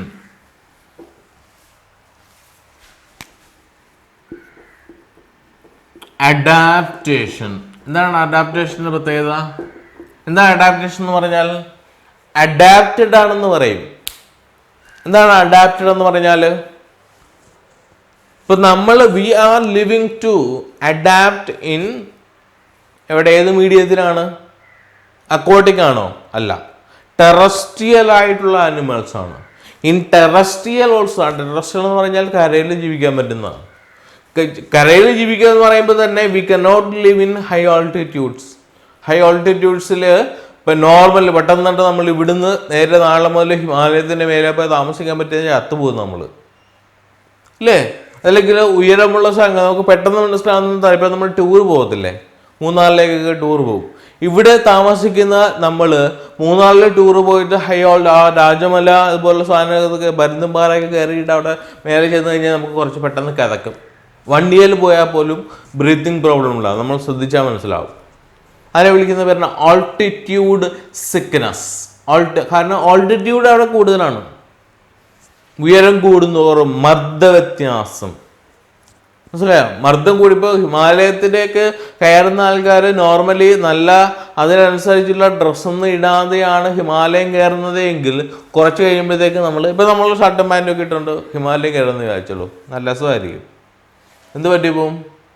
കുറച്ച് കയറും, പിന്നെ കയറേണ്ടി വരത്തില്ല, നമ്മൾ തട്ടിപ്പോവും. എന്താ കാരണം? എവിടെയൊക്കെ ബ്ലഡ് വെസലുണ്ട് ഇതെല്ലാം പൊട്ടിപ്പോവും. മൂക്കിൽ നിന്ന്, വായിൽ നിന്ന്, കണ്ണിൽ നിന്ന്, ഈ രോമത്തിൻ്റെ ഈ ഭാഗത്തു നിന്നൊക്കെ ബ്ലഡ് വരും. എന്താ കാരണം? പ്രഷർ കുറഞ്ഞു പോകും. ഉയരം കൂടുന്തോറും ഇതിൻ്റെ ഇൻവേഴ്സ്ലി പ്രൊപ്പോർഷനലാണ്. ഹൈറ്റ് കൂടുന്തോറും പ്രഷർ കുറയും. ഇപ്പം നമ്മൾ normally we cannot change our temperature and pressure itself. We are living in terrestrial condition. അപ്പോൾ ഈ ടെറസ്ട്രിയൽ മീഡിയത്തിൽ താമസിക്കാൻ പറ്റുന്ന ഒരു കണ്ടീഷനിൽ നമ്മളുടെ ബോഡി സെറ്റ് ചെയ്ത് വെച്ചിരിക്കുന്നത്. അപ്പോൾ അതിൽ മെയിൻറ്റെയിൻ ചെയ്യാൻ പറ്റാത്ത രീതിയിലുള്ള സാധനങ്ങൾ ഇടാതെ ഇതുപോലുള്ള സ്ഥലത്തൊക്കെ ചെന്ന് കഴിഞ്ഞാൽ എന്ത് പറ്റും? ബോഡി റെസിസ്റ്റ് ചെയ്യും. പ്രഷർ കൂടി വരുമ്പോഴത്തേക്ക് കുറവാണ്, അപ്പോൾ കൂടും. ബോഡിയുടെ ഉള്ളിൽ കൂടിക്കൂടി വന്നിട്ട് രക്തക്കോടില്ലാതെ തനിയെ പൊട്ടിപ്പോകുമ്പോൾ അവിടെ നിന്ന് ബ്ലീഡിങ് ഉണ്ടായി, ഇന്റേണൽ ബ്ലീഡിങ് ആയി മരിച്ചു പോകും. അപ്പോൾ അത്തരത്തിലുള്ളതിനെ വിളിക്കുന്നവനെ എന്താണ്, ഓൾട്ടിറ്റ്യൂഡ് സിക്നസ് എന്ന് പറയും. അപ്പോൾ അഡാപ്റ്റേഷൻ എന്ന് പറയുന്നതാണ് ഓരോ ജീവിയും അഡാപ്റ്റഡ് ആണ്, എവിടെയാണോ അവർ താമസിക്കുന്നത് അതിന് അഡാപ്റ്റഡ് ആണ്. Fishes adapted to live in water itself. അതിനെ പിടിച്ച് കരയിട്ട് ചത്തുപോകും. എന്താ കാരണം? അവർക്ക് ഓക്സിജൻ കിട്ടണമെന്നുണ്ടെങ്കിൽ വെള്ളം വായുവിലൂടെ കടന്ന് ഗിൽസിലൂടെ പുറത്തേക്ക് പോകണം, എങ്കിൽ മാത്രമേ അവർക്ക് റെസ്പയർ ചെയ്ത് ഓക്സിജനെ കൺസ്യൂം ചെയ്യാൻ പറ്റൂ, എങ്കിലും ഓക്സിജൻ കിട്ടൂ. ഇനി ഫിഷ് അങ്ങനെ ചെയ്യേണ്ട, കുറച്ച് പെട്ടെന്ന് കിട്ടിക്കോട്ടെ എന്ന് വിചാരിച്ച് കരയിൽ പിടിച്ചിട്ട് എന്ത് പറ്റും, ചത്തുപോകും. എന്താ കാരണം? ഓക്സിജൻ കിട്ടുമോ? ഓക്സിജൻ ഇവിടെ എല്ലാത്തിലും ഉണ്ട്, പക്ഷെ വെള്ളമില്ല. അവർക്ക് വായിലേക്ക് വലിച്ചു കയറ്റാനായിട്ട് വെള്ളം കിട്ടാത്തതുകൊണ്ട് എന്ത് സംഭവിക്കും? ഗിൽസിലുള്ള പ്രോസസ്സ് നടക്കാത്തത് കൊണ്ട് അല്ലെങ്കിൽ ആ ഒരു ഫംഗ്ഷൻ നടക്കാത്തതുകൊണ്ട് സാധനം ചത്തുപോകും. നമ്മളെ പിടിച്ച് വെള്ളത്തിലിട്ടാൽ നീന്തറിയാൻ പറ്റില്ലെങ്കിൽ വെള്ളത്തിൽ മുങ്ങിപ്പോയാൽ ചത്തുപോകും. എന്താ കാരണം? We can absorb oxygen from air only. വെള്ളത്തിൽ നിന്ന് മാത്രം കരയിൽ നിന്ന് മാത്രമേ എന്ത് ചെയ്യാൻ പറ്റൂ? ആ എയറിനെ അബ്സോർബ് ചെയ്യാൻ പറ്റൂ. നേരെ പിടിച്ച് വെള്ളത്തിലിട്ടാലോ? അവിടെ ഇട്ട് കഴിഞ്ഞാൽ ആ സാധനം വെള്ളത്തിൻ്റെ ആ ഓക്സിജൻ ഉള്ളിലേക്ക് കയറുമ്പോൾ ഓക്സിജൻ എന്ത് ചെയ്യും? അതിനെ നേരിട്ട് അബ്സോർബ് ചെയ്യാൻ പറ്റാതെ വരികയും എന്ത് പറ്റും? അതിനെ നമ്മൾ സർവൈവ് ചെയ്യാൻ പറ്റാതെ വരികയും ചെയ്യും. അത്തരത്തിലുള്ളതിനെ വിളിക്കുന്ന പേരാണ് അഡാപ്റ്റേഷൻ. ഇനി ഓരോ ജീവികളും അഡാപ്റ്റഡ് ആണ്. ഇപ്പോൾ ഹിമക്കരടികൾ എന്ന് പറഞ്ഞു, പോളാർ ബിയേഴ്സ് എന്ന് പറഞ്ഞാൽ എന്താണ്? പോളാർ റീജിയൻസിൽ കാണുന്നവരാണ് ഇവർ. കേട്ടിട്ടില്ല പോളാർ റീജിയൻസ്? എന്നാൽ പോളാർ ബിയറിന്റെ പ്രത്യേകത ഹിമക്കരടികൾ എന്ന് പറയും. അവിടെയുള്ള ടെമ്പറേച്ചർ -52 അല്ലെങ്കിൽ -50, -10 ഇതൊക്കെയാണ്. ഭയങ്കര ചൂടെന്ന് അവിടെ പറഞ്ഞിടത്തായിരിക്കും -10 വരെ വരും, -5 വരെ. അതാണ് അവിടെ ഭയങ്കര ചൂട്. നമ്മളെവിടോ 15 ഡിഗ്രി 20 ഡിഗ്രി ടെമ്പറേച്ചർ വരുമ്പോൾ തന്നെ നമ്മൾ പറയും കൊടും തണുപ്പാണെന്ന് എന്ന് പറഞ്ഞ് 3-4 ബ്ലാങ്കറ്റൊക്കെ ഇട്ട് നമ്മൾ പുതച്ചു മൂടി കിടക്കും അല്ലേ? അപ്പോഴാണ് അവിടെ പറയുന്നത് വെള്ളം ഫ്രീസ് ചെയ്യുന്ന 0 ഡിഗ്രി ഇല്ല, അതും കഴിഞ്ഞ് താഴത്ത് പോയി -50 ഡിഗ്രി സെൻറ്റിഗ്രേഡ്. ആ ടെമ്പറേച്ചറിൽ ഏതെങ്കിലും ലൈഫ് പോസിബിൾ ആണോ? പക്ഷെ അവർക്ക് താമസിക്കാം. ആർക്ക്? ഹിമക്കരടികൾക്ക്. എന്താ കാരണം? അവർ അഡാപ്റ്റഡ് ആണ്. അവർക്ക് അനുസരിച്ചുള്ള ബോഡി ഫീച്ചറുകളാണ് ഉള്ളത്. അവരുടെ തിക് ഫർ മീൻസ് ഈ സ്കിന്നിൻ്റെ താഴത്തുള്ള ഡെപ്പോസിഷൻ ഓഫ് ഫാറ്റ്, അല്ലെങ്കിൽ പുറംതൊലി നമ്മൾ പറയില്ല, അവിടെ ഭയങ്കര ഡെപ്പോസിഷൻ ആണ് ഫാറ്റ്. അപ്പം അത് കടന്ന് ഉള്ളിലേക്ക് എന്ത് പോവില്ല? ഈ തണുപ്പ് പോവില്ല. അപ്പോൾ അവർക്ക് ബോഡിയുടെ ഉള്ളിൽ എപ്പോഴും ഹീറ്റായിരിക്കും. മനസ്സിലായോ? അതാണ് അവിടെ താമസിക്കുന്നവർ രോമക്കുപ്പായങ്ങളൊക്കെ എടുത്തില്ലേ, രോമക്കുപ്പായങ്ങൾ. അത് കാരണം ഇതാണ്, അവരുടെ കോൾഡ് റെസിസ്റ്റിംഗ് കപ്പാസിറ്റി അവർക്ക് കൂടുതലാണ്. മനസ്സിലായോ? ഇനി നമ്മൾ വിളിക്കുന്ന ഷിപ്പ് ഓഫ് ദ ഡെസേർട്ട് എന്ന് വിളിക്കും.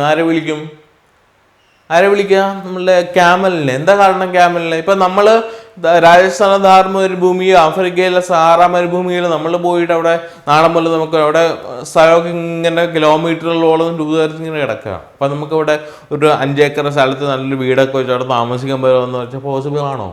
അല്ല. കാരണം എന്താണ്? നമുക്ക് നോർമൽ ലൈഫ് പോസിബിൾ അല്ല. അവിടെ ഭയങ്കര ചൂട് പകൽ സമയമൊക്കെ, രാത്രി ഭയങ്കര തണുപ്പ്. നല്ല രസമല്ലേ? പറയുമ്പോൾ വളരെ എളുപ്പമാണ്. ഭയങ്കര ചൂട് രാവിലെ അല്ലെങ്കിൽ പകൽ സമയത്ത്, രാത്രി സമയമാകുമ്പോൾ ഭയങ്കര തണുപ്പ് എന്ന് പറഞ്ഞാൽ എന്തായിരിക്കും? നോർമൽ ലൈഫ് പോസിബിൾ ആണോ? അല്ല. തണുപ്പെന്ന് പറഞ്ഞാൽ കൊടും തണുപ്പാണ്. ചിലപ്പോൾ -ഡിഗ്രിയിലേക്കൊക്കെ പോകും. അന്തരീക്ഷത്തിലെ ഹ്യൂമിഡിറ്റി ഭയങ്കരമായിട്ട് കൂടും. അവിടെയും നോർമൽ ലൈഫ് പോസിബിൾ അല്ല. അപ്പോൾ അവിടെ താമസിക്കാൻ പറ്റുന്ന അഡാപ്റ്റഡ് ആയിട്ടുള്ള ജീവികൾ മാത്രമേ ഉള്ളൂ. മരുരൂഹങ്ങൾ, സീറോഫൈറ്റുകൾ എന്ന് പ്ലാന്റ്സിനെ പറയും. ഇലകളൊന്നും ഇല്ല കൂടുതൽ. ഇലകളെന്നുള്ള പ്ലാന്റ് ഇവിടെ വന്നാൽ പെട്ടെന്ന് തന്നെ ഗട്ടേഷനിലൂടെ അല്ലെങ്കിൽ ഇവാപ്പറേഷനിലൂടെ വെള്ളം നഷ്ടപ്പെട്ട് ഇത് ഉണങ്ങിപ്പോവും ഇലകൾ അല്ലെങ്കിൽ വൃക്ഷങ്ങൾ. അപ്പോൾ ഇലകളില്ലാത്ത ചെടികൾ, മുൾച്ചെടികളൊക്കെയാണ് അവിടെ കൂടുതലായിട്ട് കാണുന്നത്. മുൾച്ചെടികളുടെ പ്രത്യേകത മിക്കവാറും അവരുടെ പ്ലാന്റ് ബോഡി മുഴുവൻ മുള്ളായിരിക്കും. ഇലകളൊക്കെ തന്നെ കൺജസ്റ്റ് ചെയ്ത് ചിലപ്പോൾ മുള്ളുകളായിട്ടോ ചെറിയ പ്ലാന്റിൻ്റെ പോലെ തന്നെ പച്ച നിറത്തിലുള്ള ചെറിയ തണ്ടുകളായിട്ടോ ഒക്കെ തന്നെ നിൽക്കും. അപ്പോൾ അവർക്ക് ആ സമയത്ത് അതിലൂടെ വെള്ളം നഷ്ടപ്പെടുകയില്ല. അപ്പോൾ അത്തരത്തിൽ കാണിക്കുന്നത് അത് അഡാപ്റ്റേഷനാണ്. അവർ ആ സാഹചര്യത്തിൽ ജീവിക്കാൻ പറ്റുന്ന തരത്തിലുള്ള രീതിയിലേക്ക് ശരീരം മാറുന്നതാണ്, പ്രകൃതി തന്നെ മാറ്റിയെടുക്കുന്നതാണ്. ഞാൻ നേരത്തെ പറഞ്ഞ ഹൈ ഓൾട്ടിറ്റ്യൂഡ് സിക്നസ്, അവിടെ നമ്മളുടെ ശരീരം മാറും. കുറച്ച് നാളുകൾ അവിടെ താമസിക്കേണ്ടി വന്നാൽ ആ സിക്നസ്സിനനുസരിച്ച് ബോഡി അഡാപ്റ്റ് ചെയ്യും. ശരീരം എന്താണ്, അതിനനുസരിച്ച് മാറും. അപ്പോൾ ഈ പറഞ്ഞ കാര്യങ്ങളൊക്കെയാണെന്ത്, എന്താണ്, അഡാപ്റ്റേഷനിൽ വരുന്നത്. അപ്പോൾ ഒരുപാട് കാര്യങ്ങളിൽ ഇപ്പോൾ അഡാപ്റ്റേഷനിൽ തന്നെ ഇത് മാത്രമല്ല കേട്ടോ, ഒരുപാട് സാധനങ്ങളുണ്ട്. ഹൈബർനേഷൻ എന്ന് പറയുന്ന പ്രോസസ്സുണ്ട്. എന്താണെന്നറിയാമോ? ചില ജീവികൾക്ക് തന്നെ നോർമലി ഇപ്പോൾ ദേശാടന പക്ഷികൾ എന്ന് പറഞ്ഞ് കേട്ടിട്ടില്ലേ? കേട്ടിട്ടുണ്ടോ? മൈഗ്രേഷൻ എന്നൊരു അഡാപ്റ്റീവ് ഫീച്ചറാണ് മൈഗ്രേഷൻ. മൈഗ്രേറ്ററി ബേർഡ്സ് എന്ന് പറയുന്നത് എന്താണ്? ഏതെങ്കിലും സൈബീരിയൻ ക്രൈൻ എന്ന് പറയുന്ന ഒരു പക്ഷിയുണ്ട്. സൈബീരിയ എന്ന് പറയുന്ന സ്ഥലത്ത് നിന്ന് 10-30,000 കിലോമീറ്റർ നിർത്താതെ പറന്ന് കേരളത്തിൽ കുട്ടനാട്ടിലെത്തും. എന്തിനാണ്? എല്ലാ വർഷവും വരും, ഇങ്ങോട്ട് വരും, തിരിച്ച് അങ്ങോട്ടും പോകും. നല്ല രസമാണ്.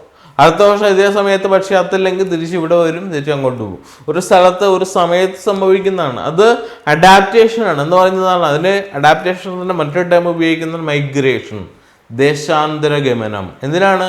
അവർക്ക് അവിടെ താമസിക്കാനുള്ള സാഹചര്യം പോസിബിൾ അല്ലാതെ വരുമ്പോൾ എന്ത് ചെയ്യും? അവർ അവിടെ നിന്ന് രക്ഷപ്പെടും. എങ്ങനെ രക്ഷപ്പെടും? അവർ തണുപ്പ് കൂടുതലായിരിക്കുന്ന സമയത്ത് നോർമലായിട്ട് താമസിക്കാൻ പറ്റുന്ന സ്ഥലം നമ്മളുടെ ആലപ്പുഴയിലെ കുട്ടനാട്ടിലാണ്, മനസ്സിലാക്കും. അല്ലെങ്കിൽ കോട്ടയത്തുള്ള കുമരകത്താണ്. അവിടെ പക്ഷിസങ്കേതമൊക്കെ ഒന്നുണ്ട്. അവിടെ എന്ന് പറഞ്ഞാൽ സൈബീരിയൻ ക്രെയിൻ മാത്രമല്ല, ഒരുപാട് പക്ഷികൾ വരും. സൈബീരിയ, ഇവിടെ ഈവൻ ആർട്ടിക് അന്റാർട്ടിക് ബോൾസിൽ നിന്ന് പോലും ചില പക്ഷികൾ വരുമെന്ന് പറയാം. ആഫ്രിക്കയിൽ നിന്നൊക്കെ എത്തും. എന്തിനാണ്? അപ്പോൾ അവിടെ ചിലപ്പോൾ ഭയങ്കര തണുപ്പായിരിക്കാം, അല്ലെങ്കിൽ ഭയങ്കര ചൂടായിരിക്കാം. ആ സമയത്ത് അവർക്ക് അവരുടെ റീപ്രൊഡക്ഷൻ എന്ന് പറയുന്ന പ്രോസസ്സ് നടക്കേണ്ടുന്ന സമയമാണെങ്കിൽ നോർമൽ ലൈഫ് പോസിബിൾ ആണോ? അല്ല. മാസങ്ങളോളം ചിലപ്പോൾ നിർത്താതെ പറന്നായിരിക്കും വരിക. അവരുടെ പ്രത്യേകതയാണ്. ഇപ്പോൾ കാറ്റിൻ്റെ ഗതിക്കനുസരിച്ച് അവർക്ക് ബോഡി ഫങ്ഷൻ ചെയ്യേണ്ടതാണ്. കാറ്റിനനുസരിച്ച് ഇങ്ങനെ ഇങ്ങനെ വിരിച്ചു കൊടുത്താൽ മതി, ചിലപ്പോൾ ഇവിടെ എത്തിക്കോളും. അപ്പം അങ്ങനെ വരുന്നത് എന്തിനാണ്? അവർ വന്നിട്ട് ഇവിടെ മുട്ടയിട്ട് കുഞ്ഞുങ്ങളെ വിരിയിച്ച് കുഞ്ഞുങ്ങൾ പറക്കാറാകുമ്പോൾ തിരിച്ചു പോകും. നല്ലൊരു ടെക്നിക്കല്ലേ? നമ്മൾക്കും അങ്ങനെയായിരുന്നുവെങ്കിലോ? നമ്മളിങ്ങനെ എവിടെയെങ്കിലും താമസിക്കാത്തൊരു ജീവിയാണ്. അപ്പം എന്താണ്, നോർമൽ ലൈഫ് അവിടെ പോസിബിൾ അല്ല എന്ന് തോന്നിയാൽ നമ്മൾ എന്ത് ചെയ്യും? അവിടെ നിന്ന് നാളെ നേരം വെളുക്കുമ്പോൾ എല്ലാം കൂടെ കെട്ടിപ്പെറുക്കി നേരെ വേറെ എവിടെയെങ്കിലും സംസ്ഥാനത്ത് പോകാം. നമുക്ക് അങ്ങനെയൊന്നും പറ്റില്ല. സംസ്ഥാനത്ത് എവിടെ വേണമെങ്കിൽ യാത്ര ചെയ്യാം. പക്ഷെ വേറെ രാജ്യത്തേക്ക് പോകണമെങ്കിൽ വിസ അതുപോലുള്ള പ്രശ്നങ്ങളൊക്കെ വരണം, അല്ലേ? വിസ പ്രോബ്ലം എന്നൊക്കെ പറയും. പക്ഷെ ഈ സാധനത്തിന് വിസ വേണോ? പക്ഷികൾക്ക് വിസ വേണോ? പക്ഷികൾ നാളെ പറയണം വിസ ഇല്ലാത്ത ഒരു പക്ഷി ഇങ്ങോട്ട് വരണമെന്ന് പറയാൻ പറ്റുമോ? പറ്റില്ല. അപ്പോൾ എന്താണ്? ഇതൊരു അഡാപ്റ്റീവ് ഫീച്ചറാണ്. അഡാപ്റ്റേഷൻ എന്ന് പറയുന്നത് ജീവികൾ ആ സമയത്ത് താമസിക്കുന്നതിൽ നിന്ന് അവരെന്ത് ചെയ്യണം? നോർമൽ ലൈഫ് പോസിബിൾ അല്ലാതിരിക്കുന്ന സമയത്ത് ചുറ്റുപാടുകൾക്കനുസരിച്ച് അവർക്കുണ്ടാകുന്ന മാറ്റം, അതിനെ വിളിക്കുന്ന change according to the environment. അപ്പോൾ അത്തരത്തിലുള്ളതിനെ വിളിക്കുന്ന പേരാണ് അഡാപ്റ്റേഷൻ. അപ്പോൾ ഓരോ ജീവികളും അഡാപ്റ്റഡ് ആണ്, മനസ്സിലായോ? അപ്പോൾ ഇത്രയും കാര്യങ്ങളാണ് എന്ത് നമ്മൾക്ക് പഠിക്കാനുള്ള ലിവിങ് തിങ്സിൻ്റെ common characteristic features. they will exhibit growth, they will exhibit reproduction, they will show the metabolism, they all are conscious and adapted. ഇത്രയും കാര്യങ്ങളാണ് എന്താണ് characteristic features of living things എന്ന് പറയാം. ഇനി മറ്റൊരു കാര്യമുണ്ട്. എന്താണെന്ന് പറയുമ്പോൾ ഇപ്പോൾ ഇതെല്ലാം സാധനങ്ങൾ വന്നു, ഇതെല്ലാം ഉള്ള ജീവികളാണുള്ളത്.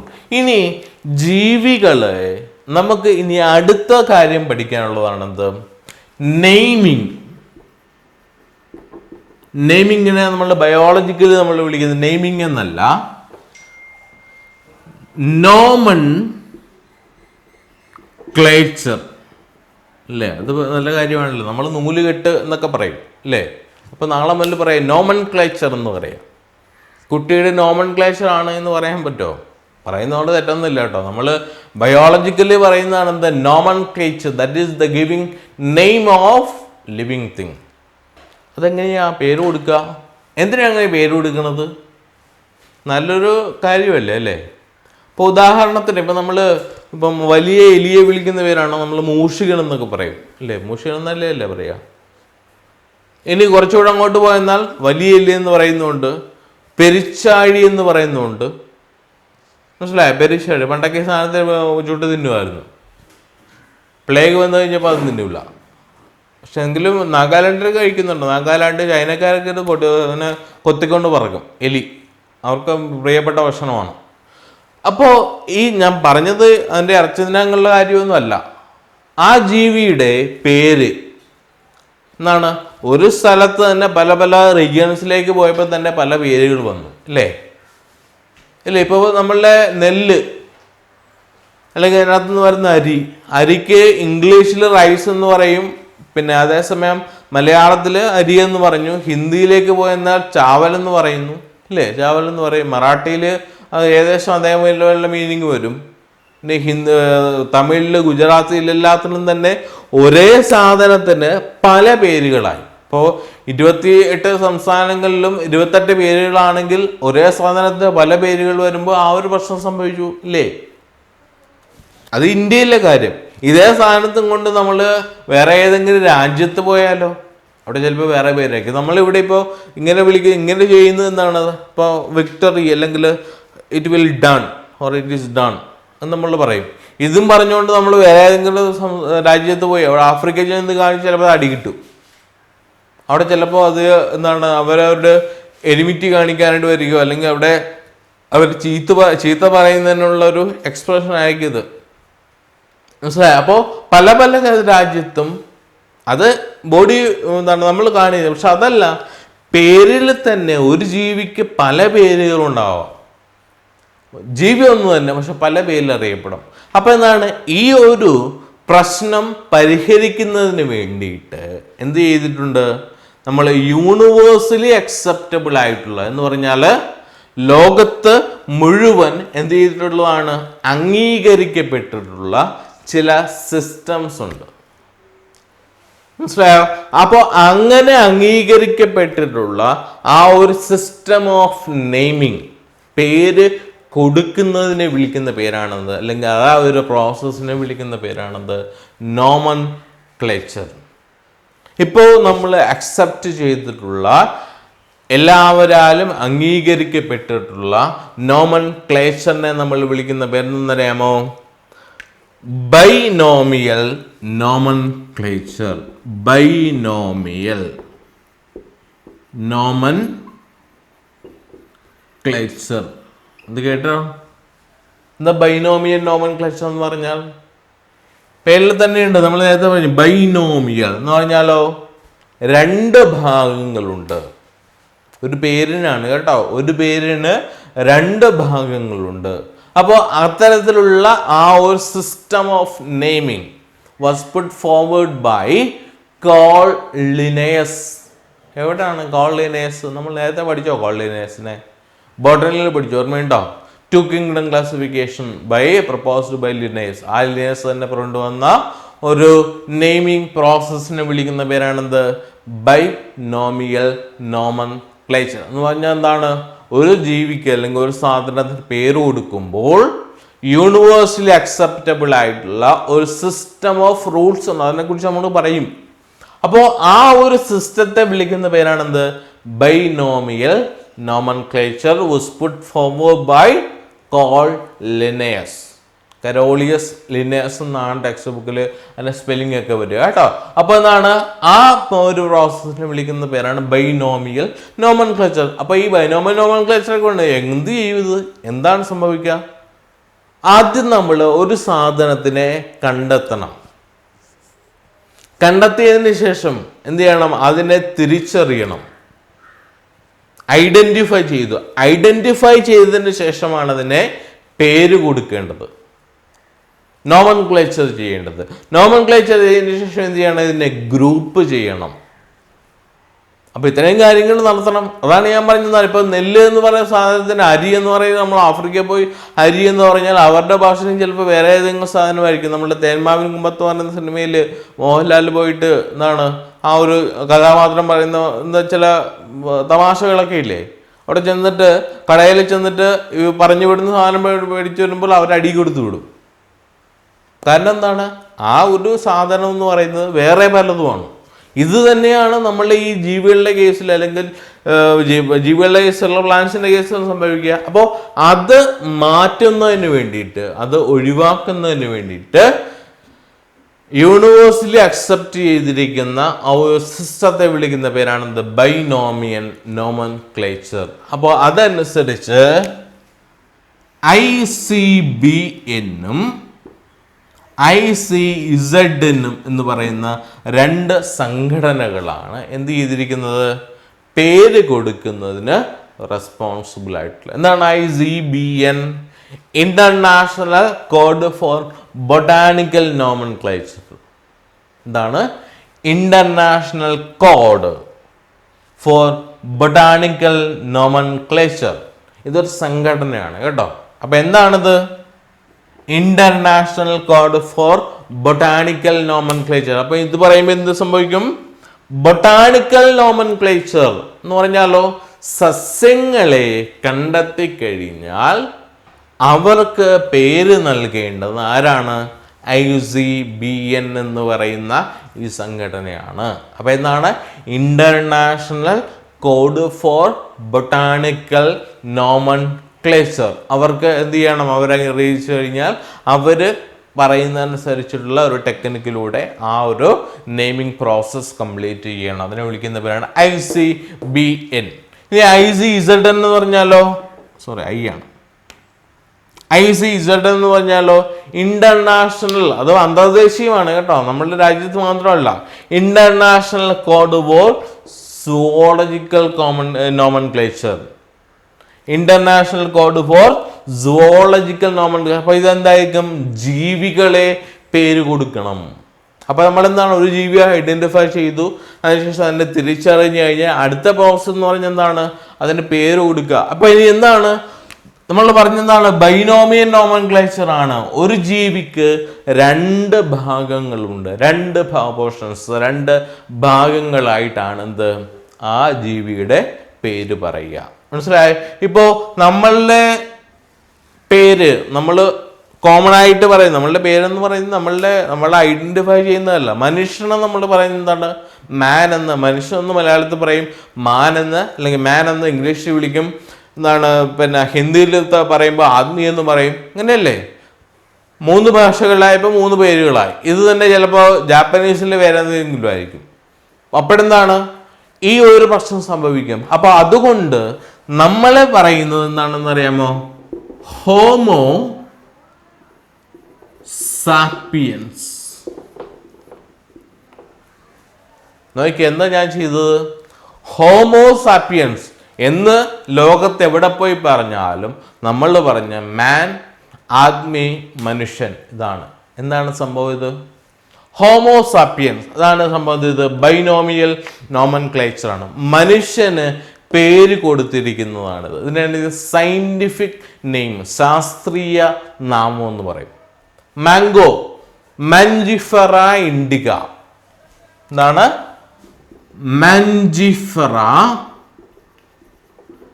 ഇൻഡിക. നല്ല പേരല്ലേ?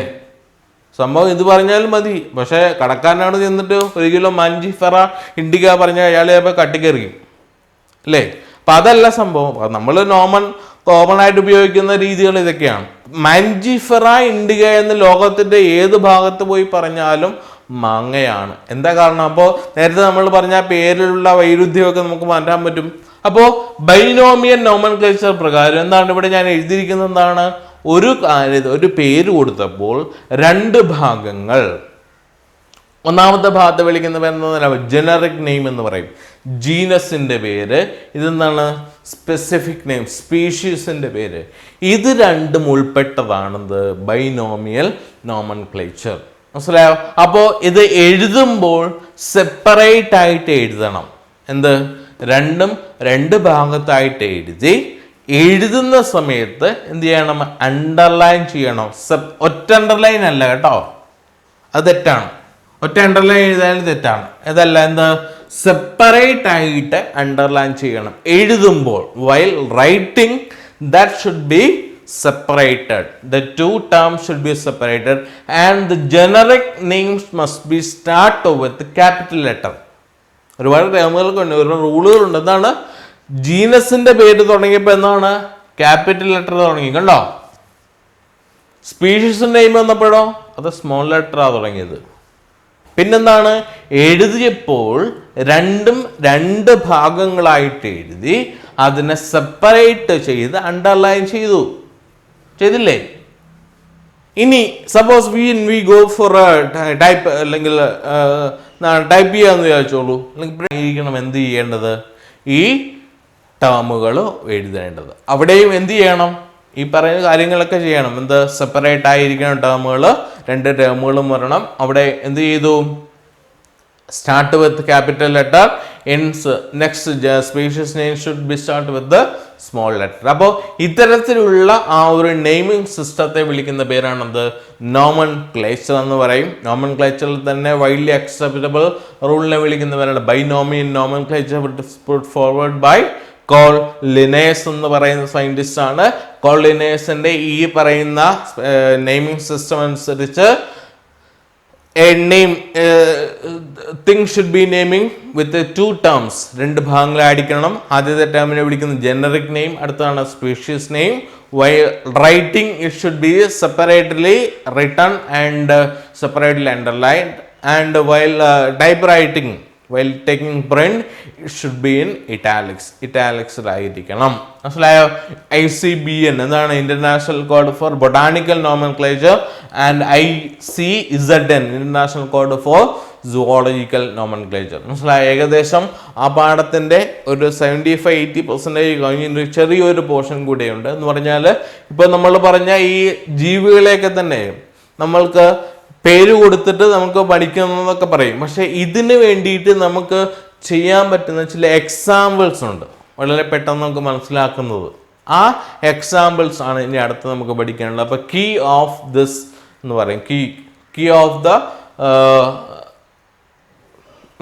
കീ എന്ന് മാത്രം, കെ എന്ന് മാത്രമാണ് പറയുന്നത്. പിന്നെ സൂ അല്ലെങ്കിൽ എന്താണ് മൃഗശാല, അതുപോലെ പിന്നെ ബൊട്ടാണിക്കൽ ഗാർഡൻ, അത് പ്ലാന്റ്സിനെ സംബന്ധിക്കുന്ന കാര്യം. ഇപ്പോൾ നമ്മൾ ഇപ്പോൾ വേറെ ഏതെങ്കിലും രാജ്യത്തുള്ള ചെടികളെ നമുക്ക് ഇവിടെ നിന്ന് പെട്ടെന്ന് കാണുമെന്ന് പറഞ്ഞാൽ നമുക്ക് പോസിബിൾ അല്ല. അതല്ലെങ്കിൽ നെറ്റിൽ അത് സെർച്ച് ചെയ്താൽ കിട്ടും. പക്ഷെ ഇത് റിയൽ ലൈഫിൽ കാണണമെന്ന് പറഞ്ഞാൽ അതിനെ പ്രിസർവ് ചെയ്ത് വെച്ചിരിക്കുന്നത് എവിടെയാണ്, അപ്പോൾ അവിടെ പോയി നമുക്ക് കാണാൻ പറ്റും. ഇപ്പോൾ സൂവിൻ്റെ പ്രത്യേകത നമുക്ക് ആ മൃഗങ്ങളെ കാണുക മാത്രമല്ല. ഇപ്പോൾ കടുവയെ കാണണമെന്ന് പറഞ്ഞാൽ ഉൾക്കാട്ടിൽ പോയി കടുവ വരുന്ന എവിടെയാണോ അവിടെ പോയി ഇരുന്ന് പാത്തിരുന്ന് സംഭവം കണ്ടുവന്ന് ചിലപ്പോൾ ആഹാരം പിടിച്ച് നമ്മളെ തിന്ന് കളയും. അപ്പോൾ അതിന് വേണ്ടിയിട്ട് അതിന് പകരമായിട്ടാണ് എന്ത്, കടുവ എവിടെയാണോ നമ്മൾ ആർട്ടിഫിഷ്യലായിട്ടൊരു ഷെൽട്ടർ കൊടുത്ത് അവിടെ താമസിപ്പിക്കുന്നത് അവിടെ പോയി കാണാം. അപ്പോൾ കീ എന്ന് പറയും. അപ്പോൾ അതിനെക്കുറിച്ച് മാത്രമാണ് നമുക്കിനി അടുത്ത ഭാഗത്ത് പഠിക്കാം. അതുകൊണ്ട് ഈ പാഠം അങ്ങ് തീരും. ഇതൊരു ജനറൽ ചാപ്റ്ററാണ്, കൂടുതൽ ക്വസ്റ്റ്യൻസ് ഒന്നും വരാറില്ല, ഏകദേശം 1-2 മാർക്കിനൊക്കെ ചോദിക്കാറുള്ളൂ. അപ്പോൾ വിശദമായിട്ട് നമുക്കിനി അടുത്ത ക്ലാസ്സിൽ കാണാൻ പറ്റും. മനസ്സിലായല്ലോ?